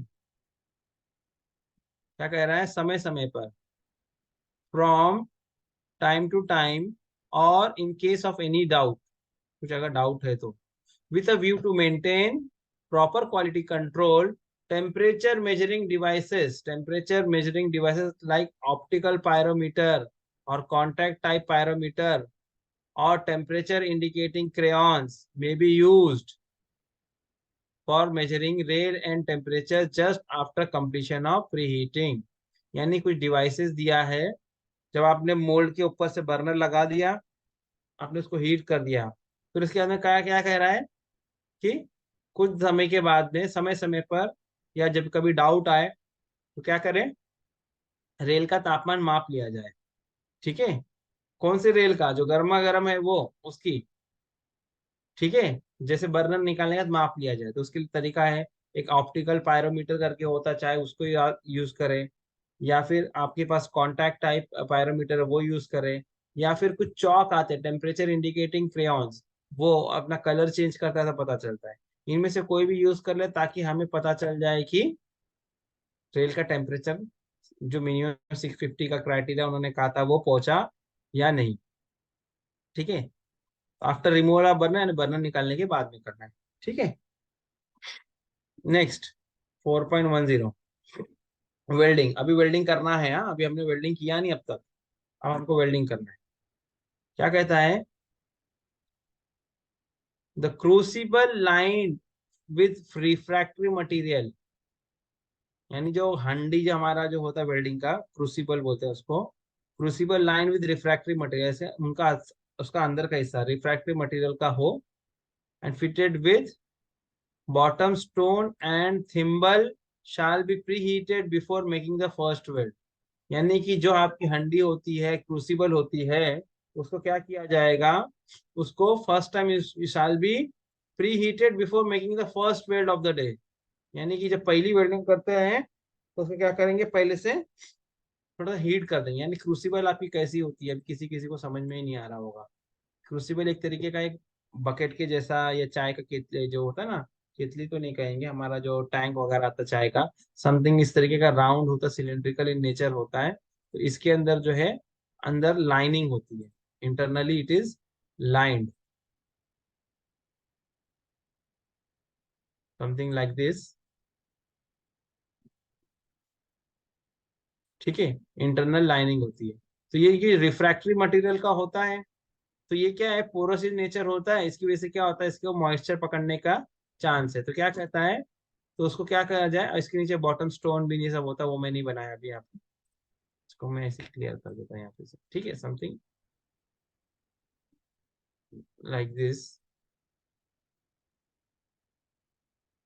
ठीक है, तो क्या कह रहा है, जब पहली वेल्डिंग करेंगे ना, मैं एक वेल्डिंग करने जा रहा हूँ सेक्शन में, दो में जा रहा हूँ, 10 में जा रहा हूँ, जब भी पहली वेल्डिंग करूंगा तो मुझे क्या करना है, इसको भी क्या करना है, इसको भी हीट कर लेना है, इसको भी क्या करना है, हीट कर लेना है। ठीक है, to ensure freedom from moisture. तो आमतौर पे जो बर्नर होता है ना, जो आपने रेल के ऊपर रखा था, ये मटेरियल वगैरह डालने के पहले ऊपर अंदर एक बार डाल दिया जाता है। अंदर डालने से क्या होता है, इसमें जो कोई मॉइस्चर वगैरह होता है वो निकल जाता है। ठीक है, नेक्स्ट क्या कह रहा है वो, डायग्राम रखना पड़ेगा मुझे लग रहा है। नेक्स्ट वो कहता है, slag shall be clean from the crucible. Crucible के अंदर आप आउट पोर्शन डालते हैं तो कुछ स्लैग फॉर्मेशन होता है ना, हीटिंग वगैरह की वजह से स्लैग बन जाता है। तो slag shall be clean from the crucible, अगर मल्टी यूज क्रूसिबल है तो। अब क्रूसिबल आजकल दो टाइप की आ गई है, एक है सिंगल यूज, जिसको सिंगल शॉट बोलते हैं, दूसरा है मल्टी यूज। तो मल्टी यूज के लिए कह रहा है, slag shall be clean from the crucible, जो भी स्लैग वगैरह होगी, काला काला रहता पार्ट निकाल देना है। Shall be clean from the crucible after each reaction, यानी एक बार एक वेल्डिंग का एक रिएक्शन कंप्लीट हुआ, उसके बाद क्या करेंगे, स्लैग को निकाल देंगे इफ नेसेसरी। ड्यूरिंग क्लीनिंग, सफाई के टाइम, क्रूसिबल की सफाई के टाइम क्या, care shall be taken not to damage the refractory crucible lining. सफाई के चक्कर में ये ना हो कि स्लैग निकालते निकालते अंदर अंदर की लाइनिंग डैमेज, उसका ध्यान रखना है।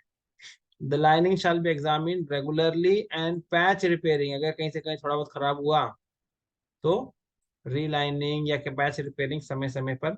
मान के चलो मिसाल के तौर पे ये जो पोर्शन था, यहाँ पर थोड़ा सा खराबी आ गई है, डैमेज हो गया है, इसको क्या कह रहा है, इसको वापस से मेकिंग करें, उसको रिपेयरिंग किया जाए।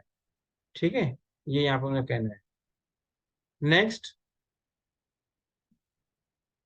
द क्रूसिबल, यानी मल्टीपल यूज क्रूसिबल है, shall be position relative to the pouring gate, यानी पोरिंग गेट जो है क्रूसिबल के हिसाब से रखना है, to its height from the mould after it has been placed on the stand. एक स्टैंड होता है जिसके ऊपर क्रूसिबल को सपोर्ट किया जाता है कि नहीं। तो उसको क्या किया जाए, shall be position to the pouring gate, यानी जो रेल का जो वो पोर्शन जिसके अंदर आपको मेटल पोर करना है, यानी मोल्ड का जो पोर्शन है, उसके लाइन में क्या करेंगे, पोर करेंगे, ताकि आप जो वेल्ड, जब आपका लिक्विड मोटन पार्ट आएगा तो डायरेक्टली उसके अंदर जा सके। तो वही कह रहा था, the crucible shall be position relative to the pouring gate with respect to its height from the mould after it has been placed on the stand mounted on the rail head in case of single shot crucible. ये multiple use वाले के बारे में बात हो रही है। अब कह रहा है in case of single shot crucible, यानी यूज एंड थ्रो टाइप का है। Crucible is place directly above the mould on mould should duly position carefully. तो सिंगल शॉट को भी क्या है, बिल्कुल सामने ऊपर लगाए थे। जो टैप होल, यहाँ एक होल होता है, टैपिंग होल होता है। तो the tap hole in the crucible shall be sealed with closing pin, asbestos powder and slag powder. तो एक पिन होती है कि नहीं, तो वो क्लोजिंग पिन से जो है होल को बंद कर देना है, और आजू बाजू में एस्बेस्टस पाउडर और स्लैग पाउडर डाल देना है। एस्बेस्टस और स्लैग पाउडर को क्या है, डाल देना है। नेक्स्ट क्या,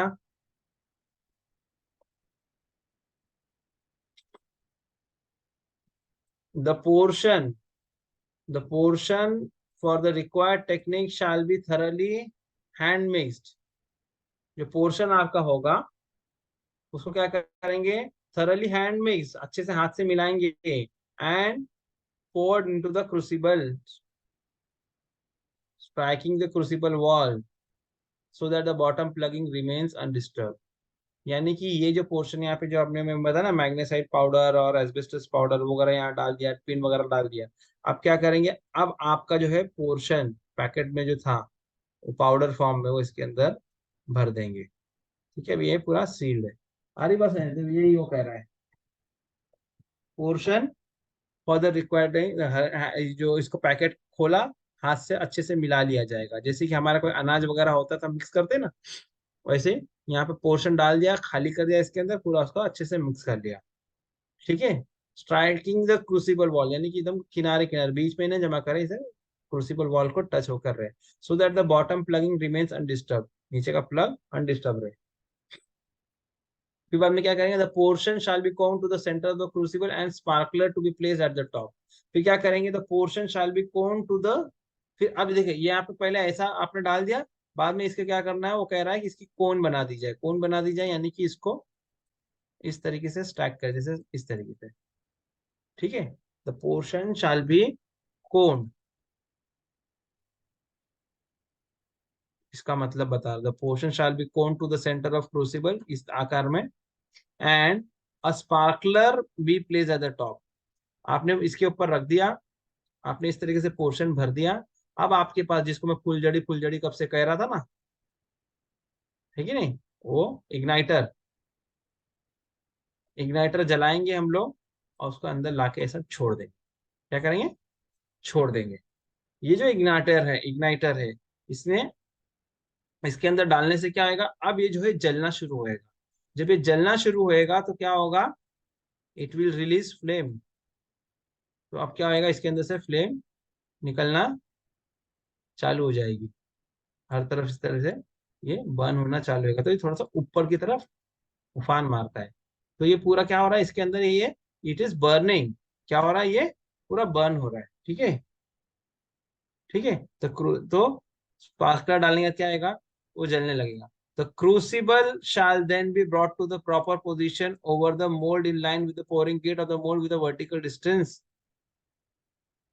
ठीक है, about 50 mm between the top taper and sand core, 20 mm से ज्यादा गैप, सॉरी 50 mm से ज्यादा गैप नहीं होना चाहिए, इन दोनों के बीच में 50 mm का गैप हो। ठीक है, ठीक है। अब ये जलाना चालू कर दिया आपने, जला दिया। अब लाके इसको घुमाया जाएगा, इसका जो स्टैंड होता है, एक वीडियो दिखा दूंगा मैं आप लोगों को, जिनको नहीं समझ में आ रहा होगा समझ में आ जाएगा। ठीक है, तो वो जो है आपने उधर पर लेकर आया, फिर फिर बाद में क्या किया जाएगा, वहां लेके जाके उधर पोर कर दिया जाएगा। ठीक है,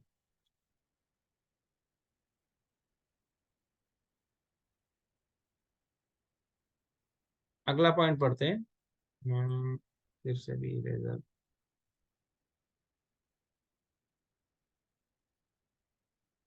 after pre heating the rail joint, rail का joint, the sparkler shall be ignited and inserted in the portion at the centre top to start the reaction, reaction shall not be rigorous. ये जो हंडी में आग लगाई हमने उसके बारे में बात हो रही है। After preheating the rail joint the sparkler, यानी कि जो फुलझड़ी मैं लाल कलर की बताई, शाल बी इग्नाइटेड, जलाई जाएगी, and inserted in the portion at the centre top to start the reaction. ये जो रिएक्शन जो मैंने बताया स्टार्ट करेंगे। अब ये रिएक्शन कैसा हो ये देखना है अपने को। The reaction shall not be vigorous और बॉइलिंग, बहुत ज्यादा तेजी से भी विगरस भी नहीं होना चाहिए, उड़ने नहीं लगना चाहिए। कई बार ऐसा होता है वेल्डिंग करने के टाइम पे जब रिएक्शन बॉयल होने लगता है तो वो उड़ता है, तो हमारी बॉडी वगैरह पे भी लग जाता है, जल जाते हैं लोग, वो थोड़ा सा संभालने की चीज है। ठीक है, तो ये चेक करना कि रिएक्शन कैसा हो रहा है, इसलिए जब भी इसके अंदर इग्नाइटर डाला जाता है एकदम दूर चले जाया करें थोड़ा। लेकिन ये ध्यान में रहे कि हम रनिंग लाइन पर है, गाड़ी वगैरह का भी ध्यान रखें, लेकिन यहाँ वेल्डिंग से जरा दूर चले जाए, सो दैट इन केस अगर बॉइलिंग वगैरह हो भी रही है तो जो है it will not harm us immediately. By the time the reaction is complete, the burner shall be removed quickly and gap closed. यहाँ पर ये पोर्शन में आग लगा दिया, गर्म कर रहे हैं, और यहाँ पर जो है हमने जो बर्नर को निकाला, हाँ, gap close with dry sand core in case of centre point two prevent loss of heat and turbulence during flow of metal. फिर यहाँ चालू कर देंगे। In case of manual tapping, the time period between removal of burner and tapping of metal shall be as minimum as possible. यानी कि अगर manual tapping, आजकल तो ऑटो टैपिंग होती है, आजकल ऑटो टैपिंग होती है, तो पहले जब ये आपका मैनुअल टैपिंग होता था उसके अंदर क्या कह रहा है, बर्नर निकालना और टैपिंग ऑफ मेटल। टैपिंग में क्या होता है, नीचे से एक ऐसा एक रॉड से हम लोगों को क्या करना पड़ता था, ऐसा हिट करना पड़ता था। इसको हिट करने से क्या हो जाता था, वो पिन निकल जाती थी और यहाँ से जो है मेटल फ्लो होना शुरू हो जाता था, तो ये कम से कम समय में हो। After the reaction subsidises about 3 second shall be allowed for the separation of slag from the metal. अब ये पूरा हुआ, केमिकल रिएक्शन हुआ, फिर इसके बाद में क्या हुआ, आपका जो भी मेटल था वो जो है धीरे धीरे धीरे धीरे हमारे वेल्डिंग के गैप के अंदर जाना चालू हो गया। ठीक है, तो क्या कह रहा है, about 3 seconds shall be allowed for the separation of slag from the metal। अभी जो पोर्शन जलाया गया इसके अंदर स्लैग भी है साथ में, क्या है साथ में, स्लैग भी है और मेटल भी है। स्लैग यानी कि वो ब्लैक ब्लैक कलर का झागदार एक मटेरियल होता है, जो सिर्फ जो है दिखने में तो सॉलिड दिखता है लेकिन बिल्कुल वो राख के अलावा कुछ भी नहीं होता है कि नहीं। तो क्या किया जाए, 3 सेकेंड के लिए करीब करीब रुका जाए, सो दैट, क्योंकि मेटल मेरा हैवी होगा वो नीचे रह जाएगा और स्लैग ऊपर आ जाएगा, तो 3 सेकेंड के लिए रुका जाए। उसके लिए एक ग्लास होती, कलर्ड ग्लास होती है, जो वेल्डर के पास आमतौर पर होती है वो पहनता है, तो वो क्या करेगा, कलर्ड गैस से ग्लास सॉरी कलर्ड ग्लास से वो ऊपर से चेक करेगा कि भाई स्लैग और मेटल का सेपरेशन हुआ कि नहीं। ठीक है, ठीक है, thereafter the molten steel shall be tapped into the mold by striking the closing pin with a tapping rod, जैसे मैंने बताया नीचे से टैप करेंगे। It shall be ensured that since the commencement of the reaction, thermit steel is tapped within the time limit specified। ठीक है, अब ये रिएक्शन टाइम से जो है टैपिंग का समय जो है उसके ऊपर ध्यान दिया जाए, उतने समय में ही टैपिंग किया जाए जो उसका टाइम लाइन है। ठीक है, in case of automatic tapping of molten metal, अब मैंने बोला ना ऑटो टैपिंग होती है आजकल, उसके लिए कह रहा है, in case of automatic tapping of molten metal these aspects are taken care of automatically. Auto tapping वाले में टेंशन नहीं, ऑटोमेटिकली जो है वो टैपिंग खुद से कर लेता है। ठीक है, care shall be taken to ensure that crucible does not move from its position during tapping. Tapping के टाइम पे ये ध्यान दे कि क्रूसिबल अपनी जगह से हिल ना जाए, नहीं तो क्या होगा, इसको पोर यहाँ करना है तो वो बाहर ही कहीं पोर कर देगा। ठीक है, व्हेन पोरिंग इज ओवर, यानी खाली करना खत्म हो गया, the crucible and spiver stand shall be remove. Crucible और ये जो स्टैंड है, ये क्रूसिबल जो स्टैंड पे लगा है उसको निकालेंगे, and kept aside without disturbing the joint, joint को हाथ नहीं लगाएंगे और उसको क्या कर देंगे, किनारे की तरफ कर लेंगे। If the reaction is found to be boiling, metal shall be out tap. अब अगर हमें ये लग रहा है, अगर हमें ऐसा लग रहा है, महसूस हो रहा है, थोड़ा मुझे क्लियर कर दें स्क्रीन।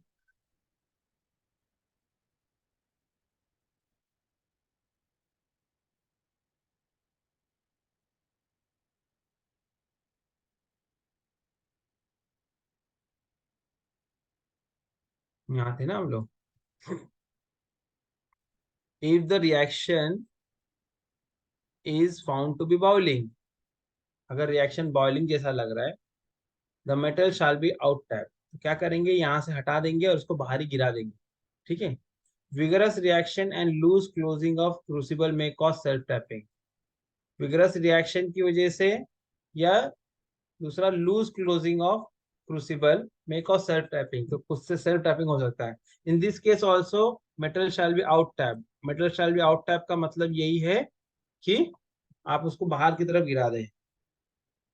फिर आगे कहता है, if in any case the self tap metal enters the mould, अगर गलती से रिएक्शन बराबर नहीं हुआ, विगरस रिएक्शन हुआ, बॉइलिंग हुआ, और उसको हमको बाहर की तरफ गिरा देना था, सही नहीं था, तो हमको तो गिरा देना था, लेकिन कभी अगर किसी कारणवश अगर वो मोल्ड के अंदर कुछ हिस्सा इसका चला जाए सेल्फ टैपिंग मेटल का, तो क्या कहता है, the joint shall be rejected, joint को रिजेक्ट करना पड़ेगा, दूसरा रेल को काटना, जॉइंट को काट के फिर रीवेल्डिंग करनी पड़ेगी। ठीक है। In case of out tapping the joint should be cool to ambient temperature, out tapping किया तो क्या करेंगे, joint should be cool to ambient temperature and process of welding restarted afresh. ठीक है। अगर आउट टैपिंग करना पड़ा यानी बाहर डिस्कार्ड करना पड़ा, ये पोर्शन का मटेरियल बराबर नहीं था मान के चलो, आउट टैपिंग करना पड़ा, तो क्या कह रहा है, वो जो जॉइंट है, तो joint should be cool to ambient temperature and process of welding started afresh. तो क्या करेंगे, थोड़ा टाइम के लिए रुक जाएंगे, ठंडा होने देंगे, उसके बाद में वापस से वेल्डिंग की प्रोसेस पूरी स्टार्ट करेंगे। आगे कहता है, however if temperature can be measured the rail ends may be heated to an extent so as to achieve minimum temperature of 650 degree Celsius, कम से कम 650 तक के लिए। अगर मेरे पास कोई मैकेनिज्म है टेम्परेचर मापने का, तो हम क्या करेंगे, रेल को हीट करेंगे जब तक कि वो 650 का मिनिमम टेम्परेचर ना दे दे। ठीक है। Temperature ranges of about 650 to 850 is normally observe in various RDSO approved technique. ठीक है। आई बात समझ में, इसको पूरा कर लेते हैं। After pouring metal, metal pour कर दिया आपने, molten metal shall be allowed to cool, अब क्या करेंगे, जो भी मोल्टन मेटल है यानी जो लावा के आकार शेप में एकदम लिक्विड फॉर्म में, उसको ठंडा होने देंगे, as cool and solidify with mould intact for stipulated time, कुछ समय के लिए उसको ठंडा होने देंगे, मोल्ड लगा हुआ है। हाँ। फिर जो स्टिपुलेटेड टाइम जिसको हम लोग कहते हैं मोल्ड वेटिंग टाइम, ये एग्जाम में पूछता है कई बार, मोल्ड वेटिंग टाइम वगैरह कभी कभार पूछता है, तो mould waiting time depending upon the, किसके ऊपर डिपेंड करता है, rail section and ambient temperature. ठीक है। In case of alloy steel rails full rail section up to 300 mm on either side shall be heated, अगर alloy रेल है तो 300 mm तक दोनों साइड जॉइंट के हीट करेंगे using burner during this period. Mould shoes shall be remove just prior to completion of mould waiting time. ठीक है। यानी देखो मोल्ड शू क्या है, मोल्ड शू एक तरीके का पतरे का एक एनकेसिंग है जिसके अंदर हम लोग मोल्ड लगाते हैं और मोल्ड को वो होल्ड करके रखता है। तो मोल्ड शू को कब तक लगे रहने देना है, जब तक मोल्ड वेटिंग टाइम खत्म नहीं होता। मोल्ड वेटिंग टाइम खत्म हुआ, ठीक है, अब मोल्ड वेटिंग टाइम होता कितना है, मोल्ड वेटिंग टाइम होता कितना है, तो मोल्ड वेटिंग टाइम कितना है, the mould waiting time is generally 5 to 7 minutes for 25 mm gap welding, 25 mm gap welding में कितना, 5 से 7 मिनट मोल्ड वेटिंग टाइम है, और 12 मिनट है 75 है वाइड गैप वेल्डिंग 75 mm के लिए, कितना दिया है, 12 mm। फिर बाद में मोल्ड वेटिंग टाइम खत्म हुआ, after the mould waiting time has elapsed, mould waiting time खत्म हुआ, the trimming should be done using well trimmer, well trimmer की सहायता से हम लोग क्या करेंगे, ट्रिमिंग करेंगे और approve without knocking out the mould. ठीक है, ये सब उसका वेंडर लिस्ट वगैरह दिया है, हमारे काम का नहीं है। In the eventuality of sudden failure of well trimmer, खुदा ना खास्ता वेल ट्रिमर काम नहीं कर रहा, फेल हो गया, मैनुअल चिपिंग में be resorted to. Manual chipping यानी छेनी हथौड़ी से उसको काट के निकालेंगे। In case of welding of old rails, if it is not possible to use weld trimmer, क्योंकि उसका सेक्शन हमारे पास जो होगा ओल्ड रेल, मान के चलो 90 पाउंड की रेल है, तो मेरे पास जो आज की तारीख में सेक्शन में चल रहा है 52 kg की रेल, 60 kg की रेल, तो जो ट्रिमर है उसका हेड डिजाइन है 52 kg और 60 kg के हिसाब से। और यहाँ पर आप कह रहे हैं कि पुरानी रेल है, मान के चलो 90 पाउंड की रेल है, उसकी वेल्डिंग की बात चल रही है, तो वहां पर तो आपके पास होगा नहीं ना उसके आकार का ट्रिमर, क्योंकि पॉपुलर नहीं है। तो वहां पर क्या किया जाएगा, manual chipping shall be done. Manually chipping करके उसको निकाला जाएगा। नेक्स्ट हमारा पॉइंट है ड्यूरिंग सर ये ट्रिप। 300 हाँ बोलो। 300 mm वाला ये सर क्या है, कब गर्म करते हैं? वो एलॉय स्टील, देखो ये अच्छा पीछे वाला आता हूँ। 300 mm ये जो लिखा था ना, कहाँ गया, एलॉय एलॉय, एक मिनट,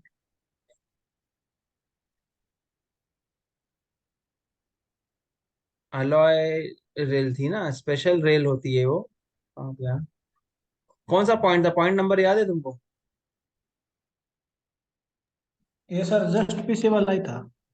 हाँ अब पढ़ा रहे हैं ना, इसे जस्ट बैक वाला। अब जो आप पढ़ा रहे हैं इसे जस्ट बैक वाला था। हाँ, एक मिनट मुझे दिख नहीं रहा ना इसीलिए। हाँ ये, हाँ मिल गया 4.10 पॉइंट, हाँ ये नॉर्मल हमारी जो रेल होती है उसके लिए नहीं, अलॉय स्टील रेल्स यानी कि उसके अंदर कुछ जो है अलग प्रॉपर्टी की रेल होती है उसके अंदर, वहां पर 300 mm तक रेल को हीट करना पड़ेगा, फुल रेल सेक्शन। अभी हमारे यहाँ पे नॉर्मली हमारे रनिंग लाइन पे अलॉय रेल नहीं, अगर कोई स्पेशल लोकेशन के लिए हो सकती है, तो ये तो मैनुअल है, तो मैनुअल तो जनरली हर चीज के लिए इसके अंदर उसने उन्होंने मेंशन करके रखा है। अगर अलॉय स्टील की रेल यूज कर रहे हैं हम लोग, यानी कि उसके अंदर क्रोमियम, मैंगनीज, जिंक, ऐसा कुछ चीजें मिक्स करके बना रहे हैं, प्रॉपर्टी को मॉडिफाई किया है, तो वहां पर 300 mm तक की रेलों को क्या किया जाएगा, हीट किया जाएगा, यानी 300 mm लेफ्ट, 300 mm राइट, इसके बारे में बात। ठीक है। ठीक है सर। हाँ, अब हम लोग कहाँ पर थे, हाँ ये यहाँ पे ड्यूरिंग ट्रिमिंग ऑपरेशन, यहाँ थे, during the trimming operation it shall be ensured that the wedges used in aligning are in their proper places। जब ट्रिमिंग कर रहे हैं तो हमने वेज लगाया था ना उसको रेल को उठाने के लिए, याद है? 72 यूटीएस के अंदर 3 से 4 mm, और हाइयर यूटीएस 90 mm या उसके ऊपर के लिए 2 से 2.4 mm, उसको उठाने के लिए वेज यूज किया था ना, मैंने बताया ना, एक आकार बताया था आपको मैंने, समथिंग लाइक दिस ना, इंसर्ट किया। तो it shall be ensured, trimming करने के टाइम पे it shall ensure that the wedges used in aligning are in their proper places. Wedges होने चाहिए विदाउट लूजनिंग, निकलने नहीं चाहिए, ट्रिमिंग के दौरान भी लगे रहने चाहिए। And they are not remove for at least 20 minutes after stripping, यानी ट्रिमिंग करने के बाद में जो है, ट्रिम कर दिया आपने, एक तो वो ट्रिमर से आपने ट्रिम कर दिया, एक्सेस मेटल निकाल दिया, तो ट्रिमिंग के दौरान वेज लगी हुई हो, लूज नहीं हुई, ये ध्यान रखें। और इमीडिएट आफ्टर जो है ट्रिमिंग उसको निकालना नहीं, कम से कम 20 मिनट तक उसे क्या करना है, वहीं पर लगे रहने देना, 20 मिनट के बाद आप निकालेंगे। The runner and riser must not be removed until cold, and that too only by knocking down towards the rail. Riser जो होता है ना आपका, रनर राइजर यानी जो ऊंचा जो पोर्शन होता है, must not be removed until cold, जब तक वो ठंडा ना हो जाए उसको निकालेंगे नहीं, रनर को तब तक निकालेंगे नहीं। और वो भी जब निकालेंगे, जब ठंडा होने के बाद, तो नॉकिंग टुवर्ड्स द रेल, तो रेल की तरफ नॉक करके निकालना है। ये थोड़ा मुझे यहाँ पे आपको बताना पड़ेगा रनर के बारे में। हमें रेल तो चाहिए एसी, लेकिन इसके अंदर ये जो पोर्शन है मेरा, साथ में राइजर, ये चीज आ गई ना, ऐसा कुछ तो बन जाता है ना। ठीक है, थोड़ा सा 19-20 हो गया। तो इसको तो बोल रहा, पहली बात तो इसको ठंडा होने दो, पूरा ठंडा होने के बाद में आप रनर को निकालो, ये जिसको राइजर भी बोलते हैं हम लोग, इसको निकालो। और जब ठंडा होने के बाद निकालेंगे तो इसको कैसा निकालेंगे, इसको ऐसा नहीं करेंगे, अवे नहीं करेंगे। This process is wrong. ये जो मैं बना रहा हूं अभी, this is wrong process. Correct process क्या है? Correct correct process would be to,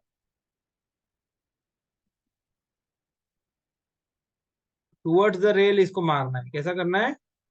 towards the rail, rail की तरफ इसको हैमरिंग करना है। ठीक है, ओके, ठीक। नेक्स्ट पॉइंट क्या है? No rail shall be carried out, no, sorry, no welding shall be carried out if it is raining. बारिश अगर हो रही है तो वेल्डिंग नहीं करेंगे।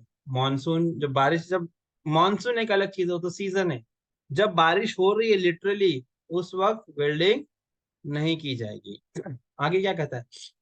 In case the rain starts while the joint is under execution. हम चालू कर दिया था, हमने वेल्डिंग कर रहे थे, अचानक से क्या हो रहा है, बारिश स्टार्ट हो गई, अंडर एग्जीक्यूशन।